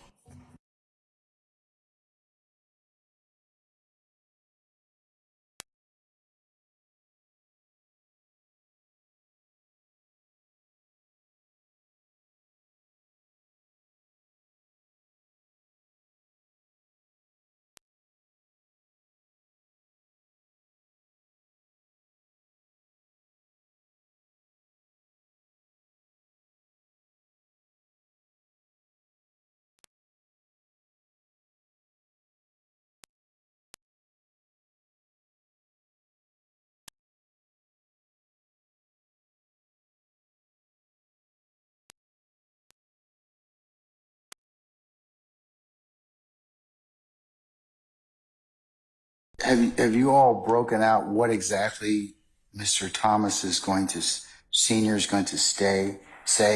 Because these particular statements that are contained within the August 2nd, 2016 recount of Mr. Sprinkle elicited a lot of hearsay. So do you have it broken down into what exactly he's going to say? Because I'm sure he's probably not going to say, stuff like there were disputes going on in the streets. Correct. The only talk about stuff like that, because that certainly would be hearsay. Do you have something in particular that you've kind of distilled out that he's going to testify to? specifically, Your Honor, so he's going to talk about a number of things, not statements, but his understanding of different relationships, because I think that's the foundation to get to these statements. The specific statements that we listed that would be hearsay would be the conversation he had with his son. I believe it was. Okay, hold on. But let's back up for a second. You have him talk about relationships. What relationships you gonna have him talk about? Sure, and I can pull it up, Your Honor. And then my next question is, does he have personal relationships or do you have a basis or foundation to talk about those? Yes, he does. So he's going to talk about his son. You're going to talk about his son. And his other children, because that is important. So Mr. Donovan Thomas has 5 children. What about his other children that's important and relevant for this analysis? So let me start with Donovan and Dontavius, and Marquavius Curtis. Marquavius Curtis is also known as Greedy. He is a member of If Gang. Greedy shares a mother with Kelvin Watts, which is also known as Shell Kel. These are individuals that the state's theories that YSL has issues with. They are part of If Gang, Bird Gang. He also has a daughter by the name of Sequoia Cade. What's her name? Sequoia. How do you spell that? S-E- That's from Miss Weaver. Sequoia. The last name Cade. Cave? Cade. Yes, ma'am. She has a child with Kelvin Treadwell, also known as OG Bentley. You've heard testimony about him as he was a part of the incident with Dexter Montgomery, the shooting in 2015, on April 12th of 2015. Okay, so he can testify about this relationships with his children. Correct. Okay. Then right. he's going to Why wouldn't that be cumulative already? Because we've heard that, remember? You haven't heard it with clarity. If we're talking about Miss Edmonds. Clarity. I remembered it. So why wouldn't it be cumulative? I'm just asking because I'm sure Mr. Steele's going to ask you that same question in just a second. He's going to say it's cumulative of things that we've already testified to. So what's distinguishing about this? Because when I heard what I believe some of the testimony that came out last week with Miss Edmond, that was not clear. I believe that there was a thought that Kelvin and Donovan were actually brothers. They are not. They share a brother. But you all, through your examination, distinguished and pulled that out and clarified it. So it was not, Your Honor. It was not distinguished that they are not actually blood related. No, well, you all being the state asked a lot of clarification questions because it was kind of confusing to begin with, and you all kind of bared that out. So, I mean, that's from my memory of just listening to the testimony. So what's still kind of, I would say, unclear at this point. So in addition to that, I think the state and the court sees that clarity of their relationship differently, but if the court believes that it was clear, we can move on. The next portion of that is Donovan Thomas, his aspect of the music industry, what he was doing in the music industry, the fact that he had his own entertainment label, that testimony has not come out. Okay, that hasn't come out yet. I would agree with that. In terms of so his dad's going to testify about I guess the development of his business and what he was doing. Correct. That Okay. under his label was his brother initially, which was Greedy. Okay. Also about certain individuals, Gervin Fly Henry. Who, I'm sorry? Gervin Fly Henry. Gervin? Gervin, Girvin. Okay. Henry, who is the owner of TIG Records. The father has knowledge of the beginning of that relationship, how that relationship started, when that relationship started, what Mr. Donovan's role was as far as securing artists for that label. Specifically, he brought Rayshawn Bennett to TIG Records. That's the person also known as Lucci. So Okay. that testimony has not come out yet. No. Okay. All right. In addition to that, Your Honor, he can talk more specifically about his son's relationship with DeQuantes Lamar. DeQuantes Lamar, DeQuantes, also known as Rich Homie Quan.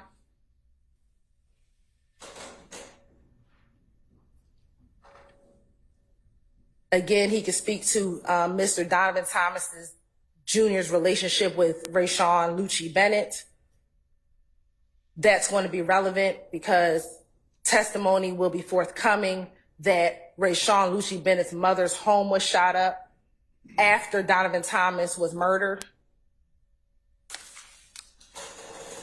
Mr. Donovan Thomas can also speak about, again, the relationship between Donovan Thomas Jr. and Mr. Jeffrey Williams from his observations.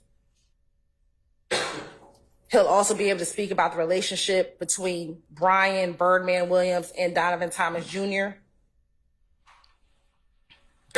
Again, what I just talked to the court about as far as the summer of 2014, what was happening. Go back to Brian Birdman Williams and Donovan Thomas Jr. Is that what you said? Yes, Your Honor. Okay.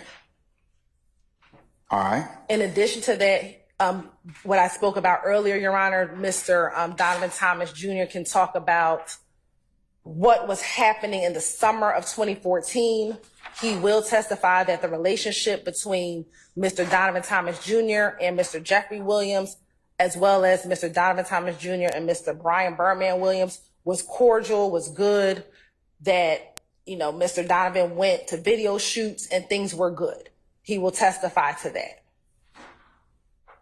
But he will also testify that in the fall of 2014, that began to change specifically for Mr. Donovan Thomas Jr.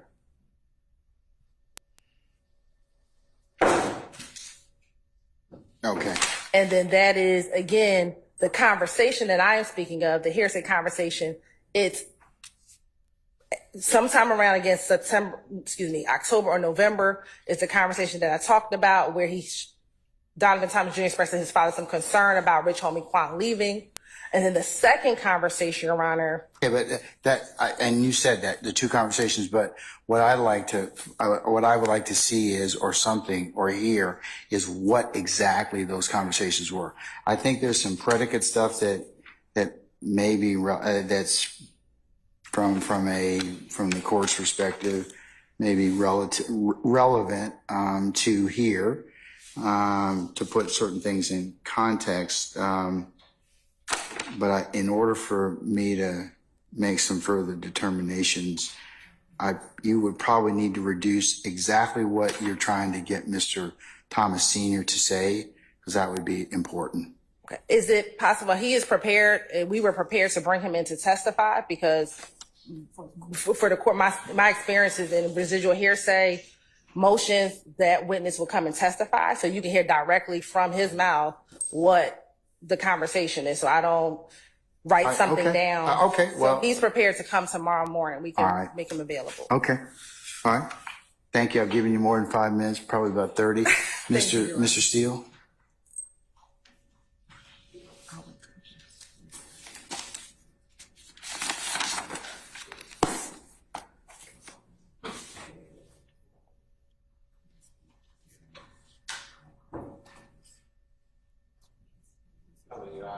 That's okay. Take your time, sir.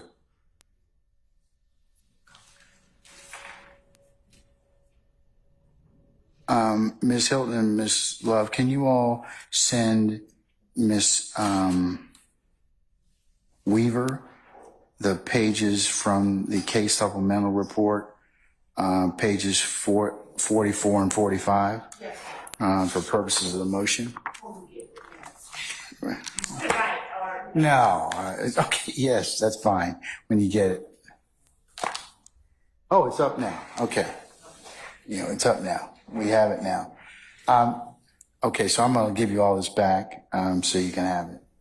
But if you all could send the court.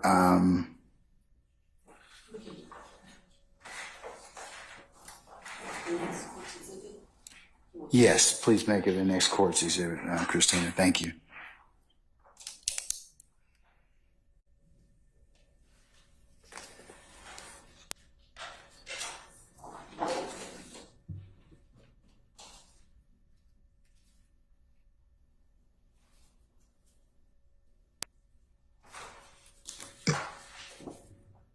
All right, sir, I'm listening. Good afternoon, Your Honor. Good afternoon, everyone. Your Honor, I ask you to not permit any statements under OCGA Section 24-8-807 for the following 4 reasons. First of all, the notice itself is late. I don't have any. I'm going to hear for the first time, when you hear for the first time, I guess tomorrow, what the exact statements are. That violates the law. And that is cited. And I put all this in my motion or response from Mr. Williams. Do you have a copy of that, sir? I could email it to you if I don't have a hard copy. Let me see if you emailed it to all of us? Yes, on Friday, this past Friday.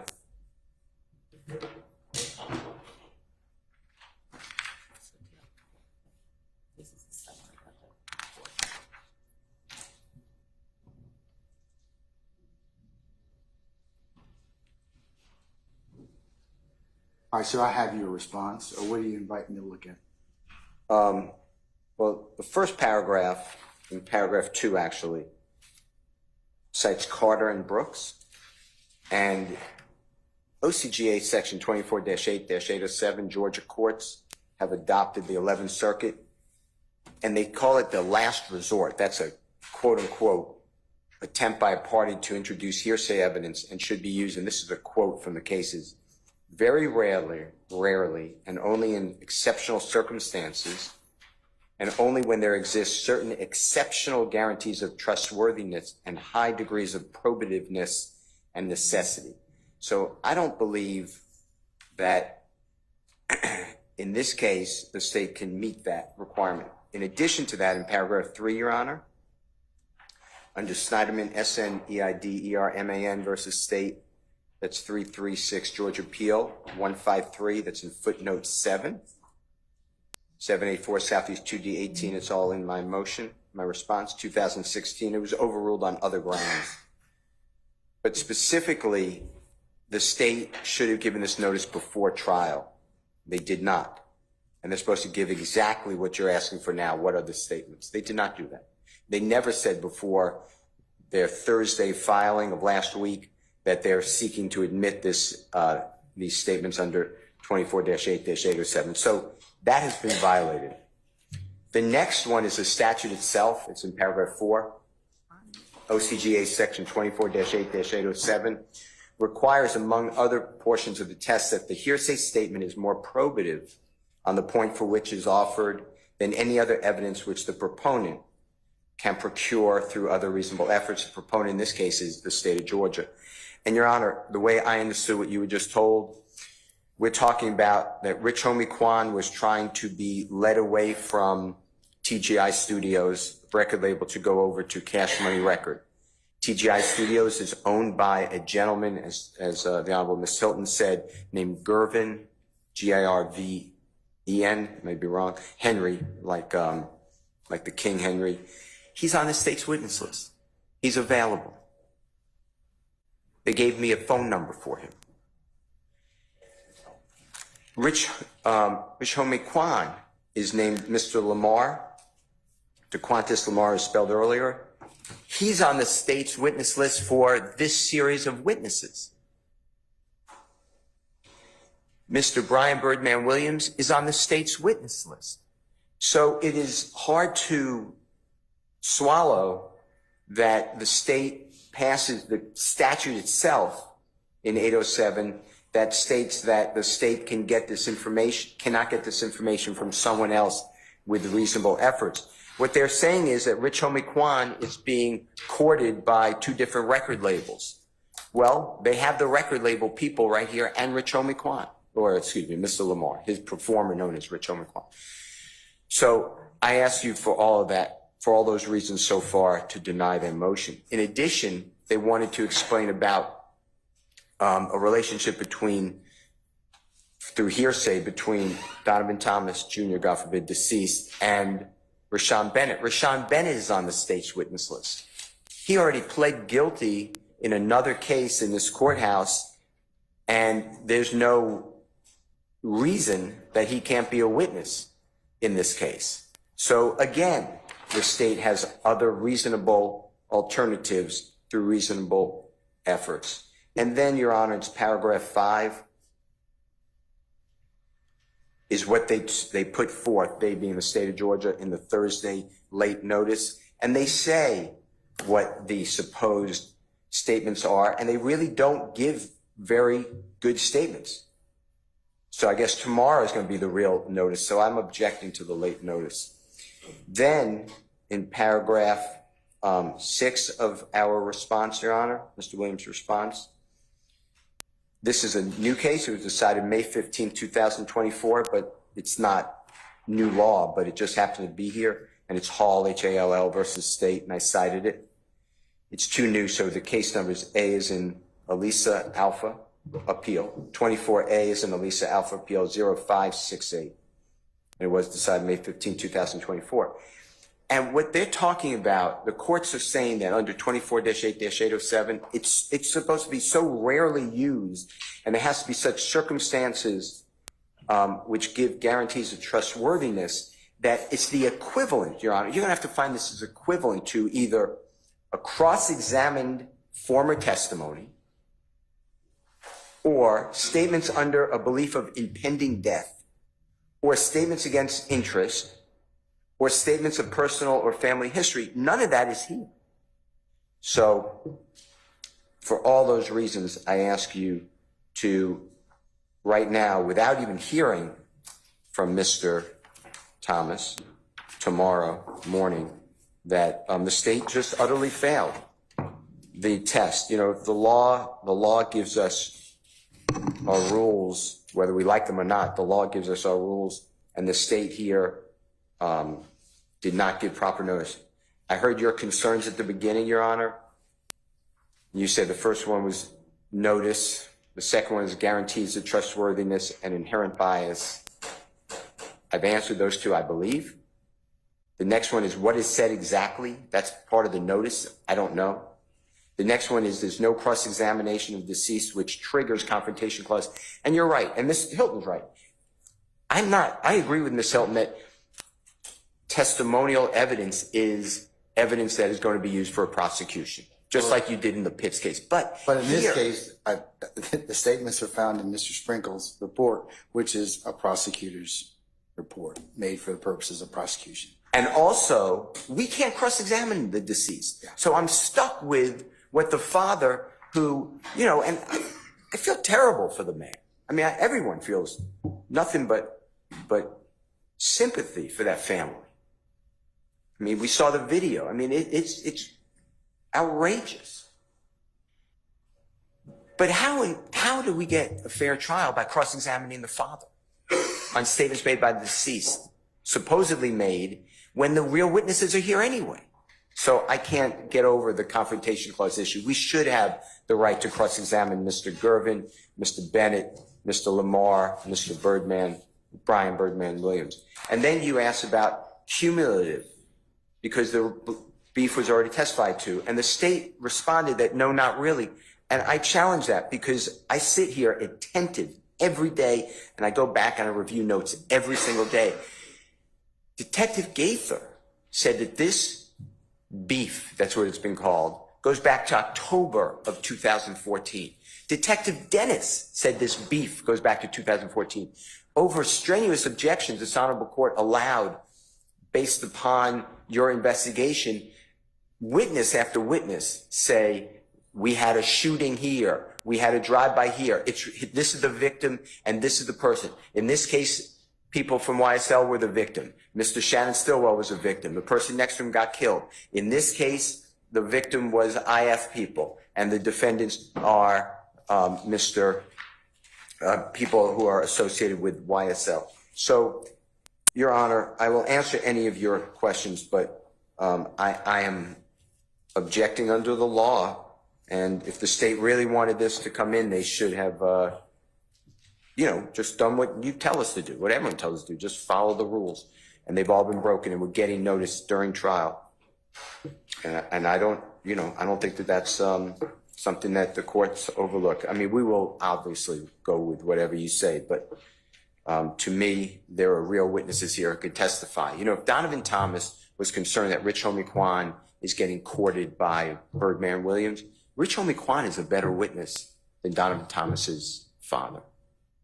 If Rich Homie Quan is concerned that Jeffrey Williams is trying to get him over to Cash Money Records, Rich Homie Quan is a better witness than the father of Donovan Thomas Jr. Those are my... my questions being is I think he can, they're trying to get Senior, the father of Donovan, to testify about the relationship between his children and that. I have some, I believe that's been testified to, but I think he could probably give some background and fill in some, the full extent of that particular relationship between his children and those folks. I guess my second thing is with Donovan Thomas and Mr. Garvin Henry, is Mr. Henry available as a witness? Yes. I've spoken with him. The state has him on their witness list. I have good information, contact information for him. Okay. The state gave me the contact information that I have. All right, and Mr. DeQuintus Lamar, who's Rich Homie Quan Say James, is he available? Is he on? He's already been subpoenaed. The state filed the subpoena. It came up on whatever we get. We get a copy of the. What about Rashawn Bennett? He's unfortunately the most available because he's in your custody. Not your custody. He's in the custody of the state of Georgia prison system. Okay. So a production order can get him here. All right, and Brian Birdman Williams? He's on the state's witness list. I've spoken with him as well. He's available. Okay, all right. He's out of state. Okay. But he's available. He lives in the state of, I'm not really sure actually. It's either Louisiana, Florida, or I'm not sure. I don't want to speak for where the gentleman is, but he's available. All right. Okay. Yes, Mr. Steele, thank you. No, thank you, Your Honor. Okay. So I want to briefly respond to three specific portions. I heard Mr. Steele say, well, it's a confrontation clause. I believe the court said, well, that's a statement made to Mr. Sprinkle. The statement that we are looking to, Your Honor, is not the statement that Mr. Donovan Thomas Sr. told Mr. Sprinkle. It is what the declarant, who is a deceased individual, spoke to his father. And I want to point the court specifically to Rivers v. State, which is 77 Federal 3rd 1306, which is an 11th Circuit 2015 case. Sure, Rivers v. State, or River v. United States, 777 Federal 3rd 1306 at Penn Site 1313. Okay. And what that says, Rule 807 analysis must consider whether the statements have guarantees of trustworthiness given the circumstances under which they were made. We examine the trustworthiness of the declarant who originally made the statement, not the trustworthiness of the witness reciting the statement. Okay. So again, we're looking not to what Mr. Donovan Thomas Sr. told Mike Sprinkle, but what did Mr. Donovan Thomas Jr. tell his father? And the reason why Rich Homie Quan, Gervin Fly Henry, and Birdman are not the individuals to speak to that is because they don't have the same relationship that Donovan Thomas Jr. has with his father. And so when we're looking at the case analysis, what you're talking about as far as trustworthiness is what is the relationship between the declarant and the person who's going to come and tell the court or the jury what the statement was. So Rich Homie Quan does not have the same level of a relationship that Mr. Donovan Thomas Jr. had with his father. He spoke to his father every day. He didn't speak to Rich Homie Quan every day. He spoke to his father every day. He didn't speak to Gervin Fly Henry every day. He didn't speak to Birdman every day. So when you're looking at determining the trustworthiness, it is the trustworthiness of who the declarant is speaking to. And specifically, I want to cite to the case that Mr. Steele actually cited in his motion, which is the Hall v. State case, Your Honor. And specifically,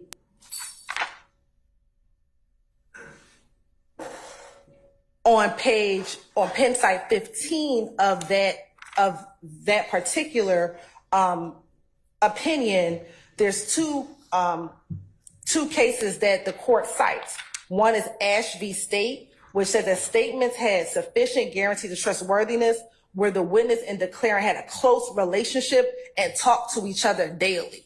That is the distinction as to why Birdman, Rich Homie Quan, Lucci, and Gervin Fly Henry cannot come in here to speak to the jury about what Donovan Thomas Jr. said to his father. They had a very different relationship, Your Honor. Those individuals could speak about their own relationship during this time with Jeffrey Williams. They could speak to their own relationship as it relates to, DeQuancy Lamar could talk about his own feelings about deciding where to go, but he cannot speak to what Donovan Thomas said about what Donovan Thomas thought in his conversation with his father. That I'm sure that the defense would object if we tried to bring in hearsay statements to Rich Homie Quan about Donovan Thomas Jr. And then second and finally, Your Honor, Mr. Steele just argued that there has been testimony about the beef between YSL and If Gang.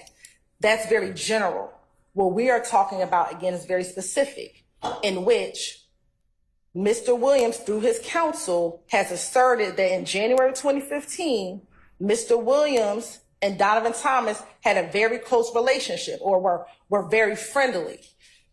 This testimony, we believe, will show opposite of that in January 2015, they were not as close as as they have been purporting during their cross-examination of many of the state's witnesses.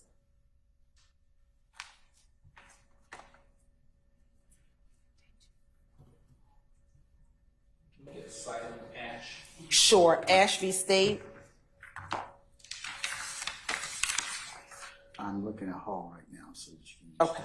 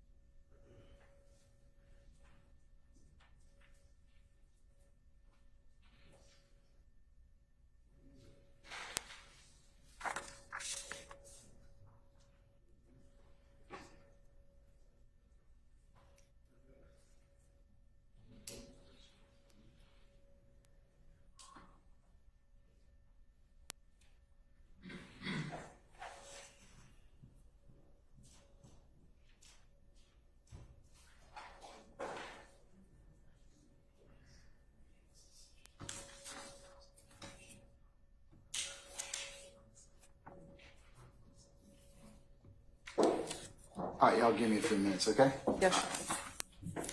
Just be in recess. That's a minute.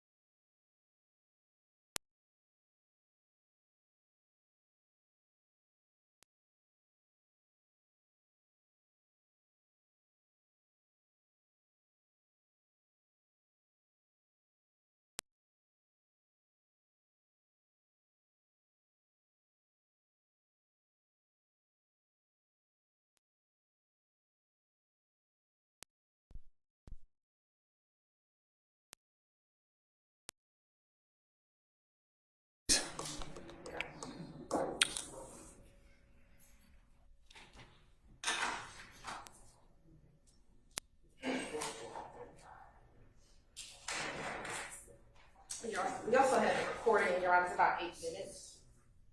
And I know this is a synopsis of it, but I think the actual part of the recording actually, I believe, is the actual statement.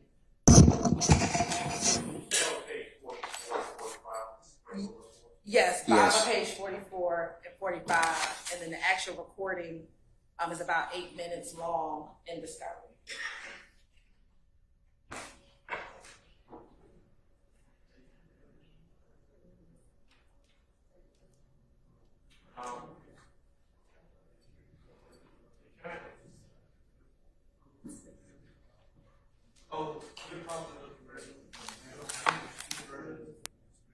You want to see which one I'm talking about?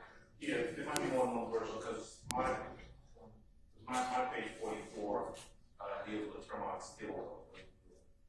Okay, let me, is yours 140 pages?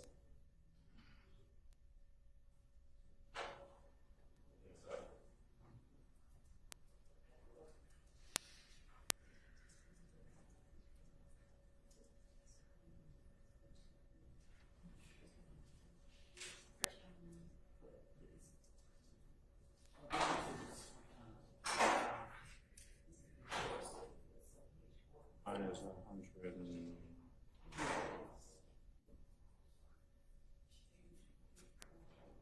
Or 140. So you're looking at the one that also. Mine is 162 pages.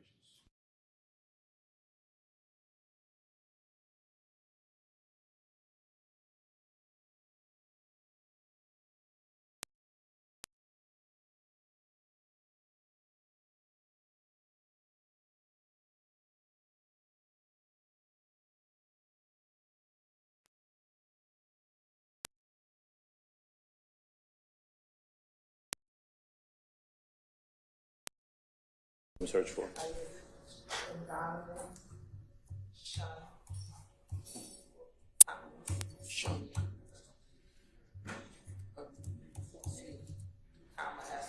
Okay, I see it. I think.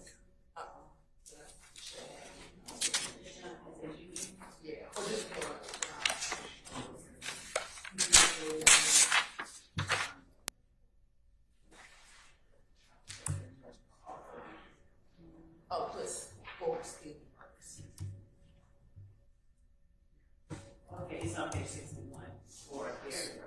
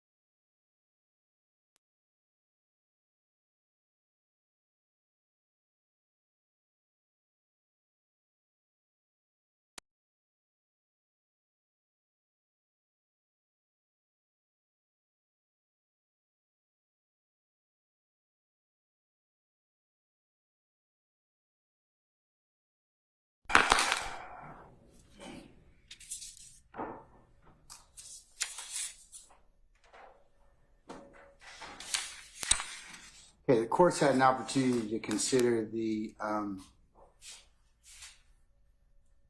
state's request to admit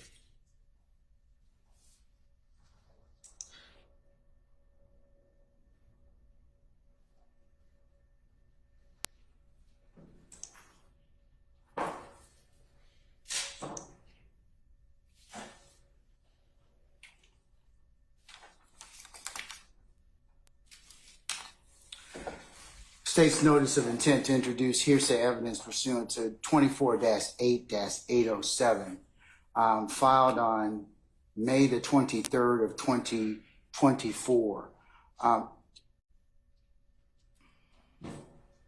which I'll include, as I mentioned earlier, as the next court's exhibit in order for purposes of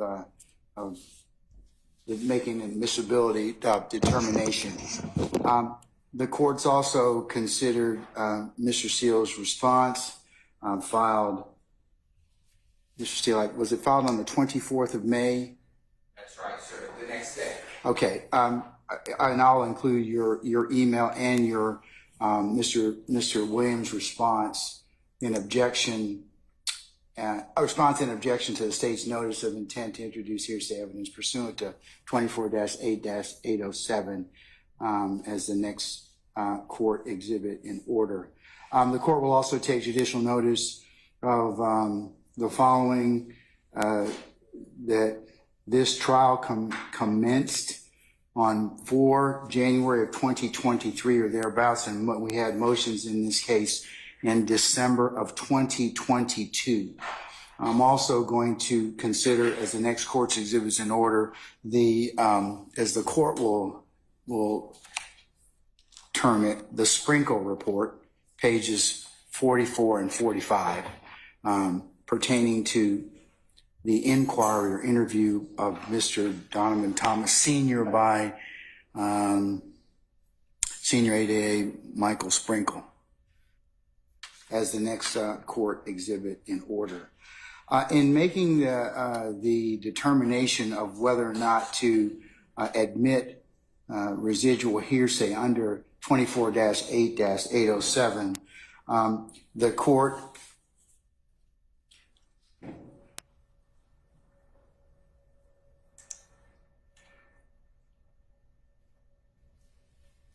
has listened to the arguments of counsel, and in particular, since our Supreme Court, our Court of Appeals of Georgia has passed on the issue in Hall versus the state decided 15 May 2024, 2024 Westlaw 2173621 on the issue of the admissibility of residual hearsay. Under 24-8-807, Rule 807, this is a residual exception to the hearsay, the rule against hearsay. The rule provides a statement not specifically covered by any law, but having equivalent circumstantial guarantees of trustworthiness shall not be excluded by the hearsay rule if the court determines that, 1, the statement is offered as evidence of a material fact, 2, the statement is more probative on the point for which it's offered than any other evidence which the proponent can procure through reasonable efforts, and 3, the general purposes of the rules of evidence in the interest of justice will best be served by admission of the statement into evidence.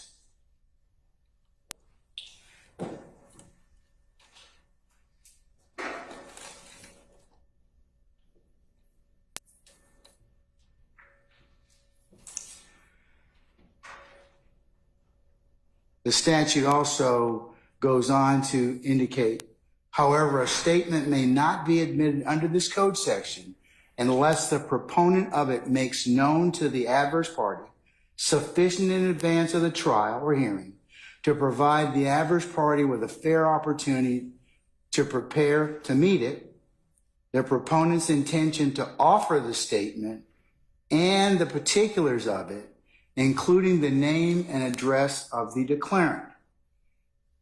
Now, taking a look at the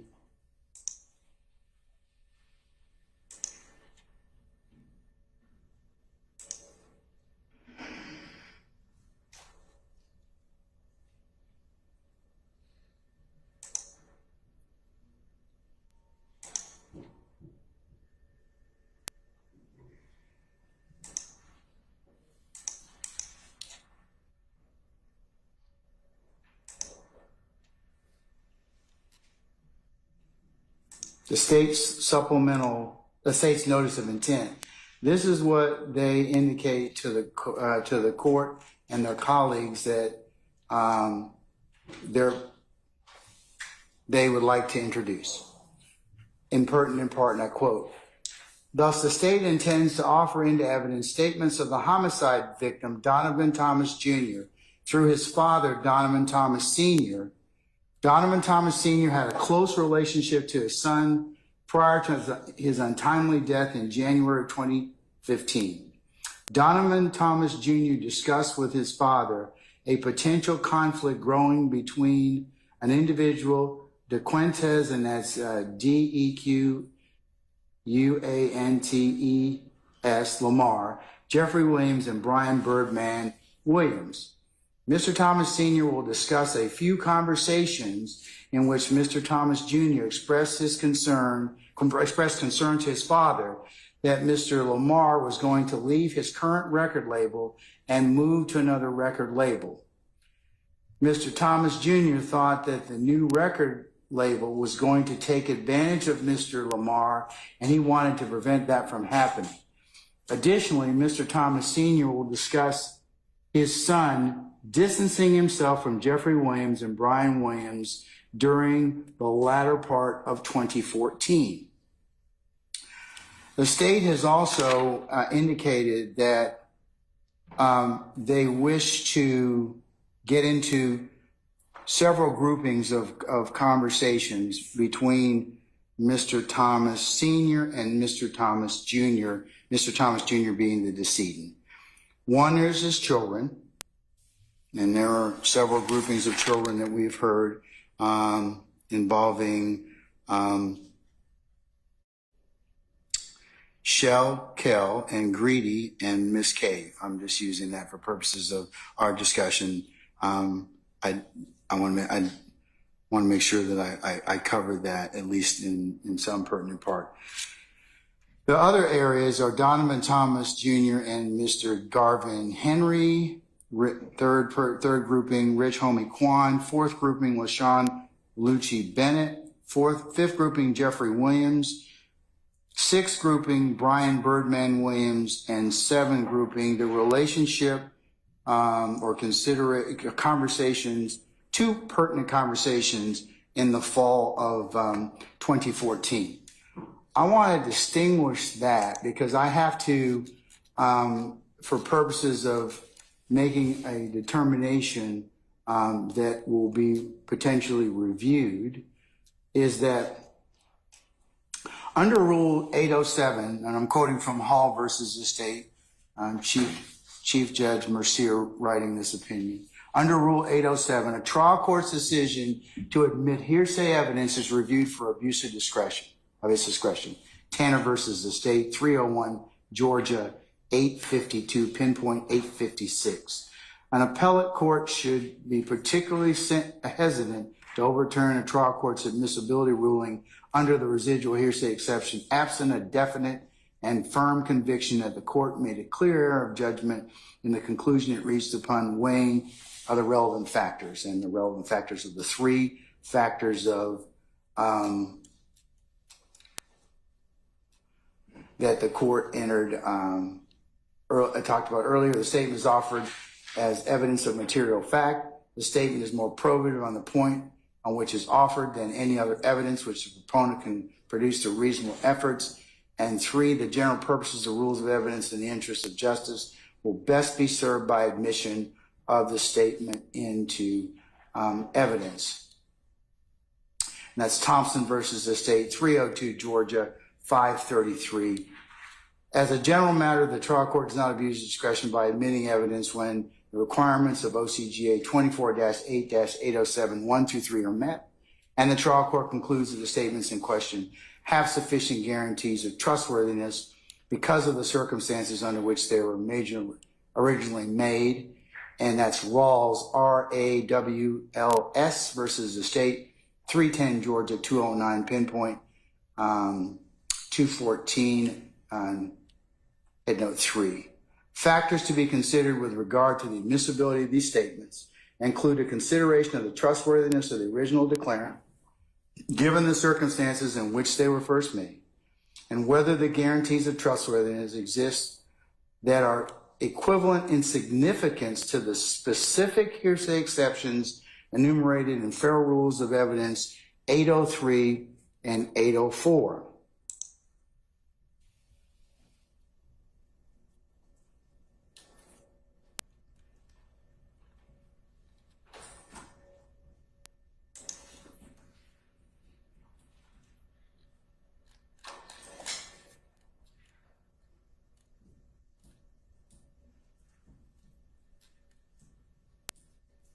Therefore, such guarantees must be equivalent to cross-examined former testimony, statements against statements under a belief of impending death, statements against interest, and statements of personal or family history. And the court cites State versus Holmes, 304 Georgia, 524, pinpoint 529, head note 2. In simpler terms, whether the exceptional guarantees of trustworthiness is a determination that focuses on the declarant and the circumstances under which the declarant made the statement to the witness. Miller versus the state, 303 Georgia, 1, pinpoint 5, I should say subpart 2.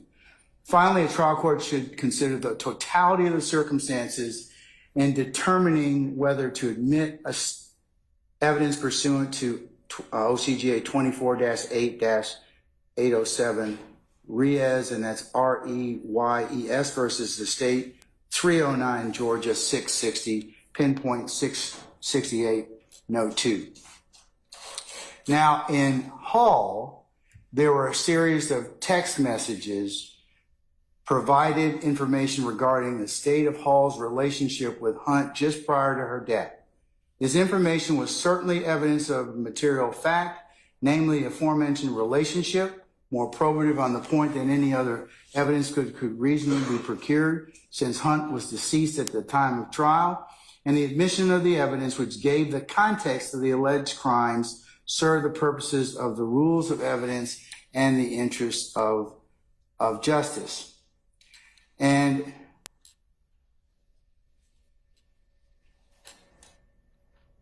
And contrary to Hall's main contention on appeal, the trial court did not abuse its discretion by finding these particular texts between Hunt and Ashby contained sufficient guarantees of trustworthiness.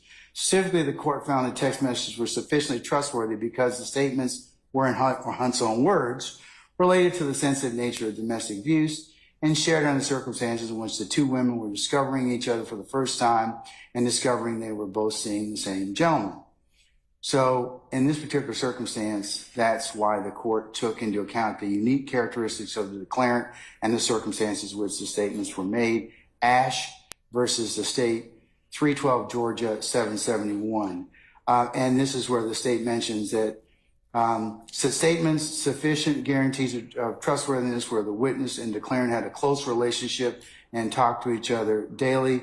Statements Jones, 311 Georgia 445, statements had sufficient guarantees of trustworthiness where there was no evidence indicating the declarant had any motive to fabricate her statements. Tanner versus the state, 301 Georgia 852, statements had sufficient guarantees of trustworthiness where the witness and declarant had a close relationship and declarant had no apparent reason to lie, and the statements were consistent with other evidence.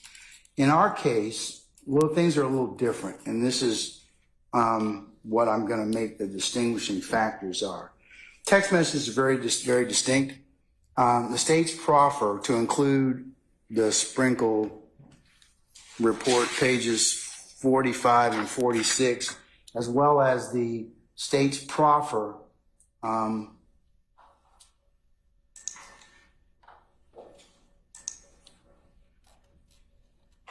fail to tell the court and the parties. In fact, Ms. Hilton, the state's representative, indicated that I would probably have to hear testimony on that issue specifically as to what Mr. Thomas Sr. was going to testify to.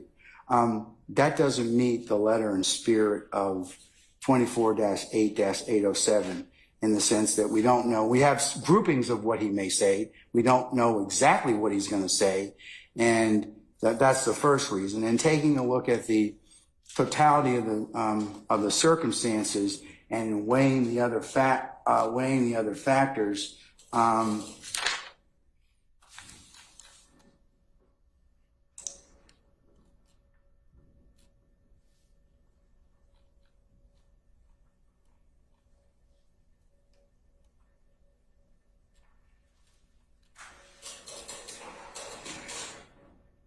we don't really have what we're asking Mr. Thomas Sr. to recall statements that are 10 years old. He made these statements in 2014. It is 2024. Unlike Hall, where you've got text messages which you can see what the decedent or the declarant was actually saying, we don't have that benefit. And for that reason, that's why these specific reliance or trustworthiness. And the appellate court sets a pretty high bar when they tell the reviewing court, as Mr. Steele mentioned, and also in this particular decision, that I am supposed to look at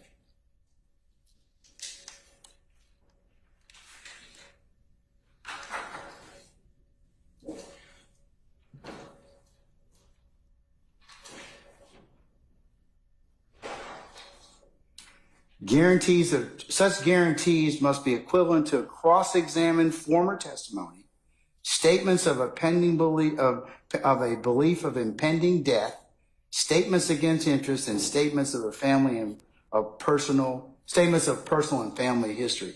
That's pretty high in terms of what I have to consider in terms of the admissibility threshold under 807. But in taking a look at Hall, it's very much distinguishing because we had the benefit of looking at what the decedent actually was saying and weighing it in terms of the trustworthiness. In this particular circumstance, the court does not find that it has the same guarantees of trustworthiness. So I'm going to grant the defense's motion to exclude these statements under 807. However, and let me make that very clear. I'm not gonna permit the conversations about the two relationships and the two conversations in the fall of 2014. You can talk about his children. He can certainly clarify the relationships between Marquavius Greedy, Shellcow, and Sequoia Cove. Certainly those would be probably relevant, but the other ones in terms of Mr. Donovan Thomas, Garvin Henry, Rich Homie Quan, LaShawn Lucci Bennett, Jeffrey Williams, Brian Birdman Williams would not be admissible at this point in time. But however, if you can lay foundation as to the relationship of his children, I certainly think that would be relevant and material. That's not saying as well, as was mentioned earlier, if the state decides to call with the exception of Mr. Jeffrey Williams, the other parties in this particular case for their relationships that may or may not be relevant, you certainly may. I'm not in any way telling you cannot call those particular witnesses for other purposes. Mr. Steele, I'll have you, if you would please do a suitable order for my signature, send that to your colleagues from the state, please. Thank you. Aaron, can I get clarity? Is it just that Mr. Donovan Thomas cannot speak about what his son told him, but he can speak about his own observations? Because hearsay is what someone said. So I want to be clear that Donovan Thomas Sr. cannot speak about what his son told him, but if he has his own personal observation from what he saw. But you'd have to lay a foundation as to that. Sure, correct. But, But I'd say you tread carefully, okay? I won't have him talk about anything that anyone said, but I believe he can talk about his own personal He opinion. certainly can testify about that as long as you lay a predicate and foundation about that. Sure. Certainly, that would certainly not be under the realm of impossibilities, okay? Thank you, Your Honor. All right, anything else, folks? Yes, Your Honor, just real briefly on that topic. No, just no. Okay, stop talking. 30 seconds. Stop talking. No, what does he want to tell me? I'll be very brief. I know that the state indicated that they wanted to talk about the family relationship or the children or something of that nature.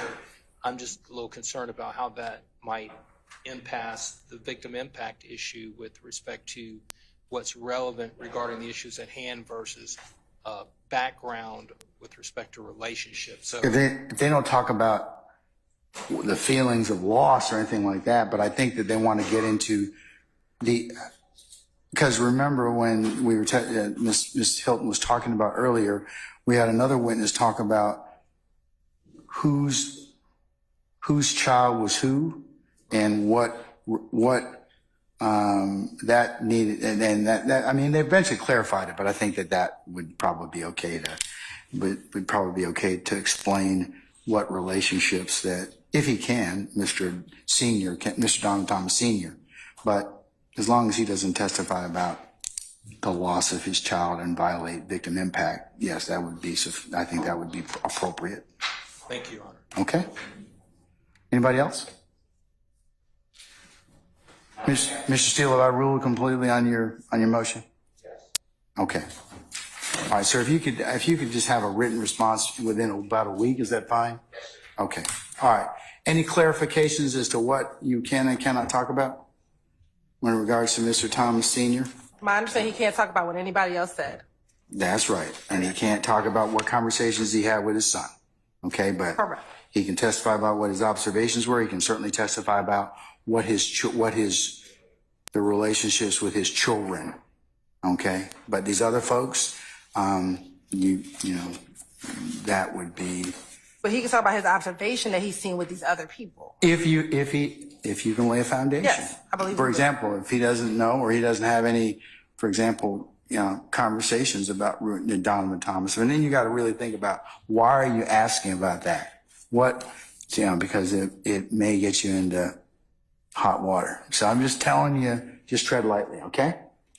Thank you, Your Honor. Okay, folks, unless you have anything else at this point in time, thank you for your patience, and we will see you all tomorrow morning, 9:30 for an anticipated 10 o'clock start time, all right? Okay, we're in recess. All right.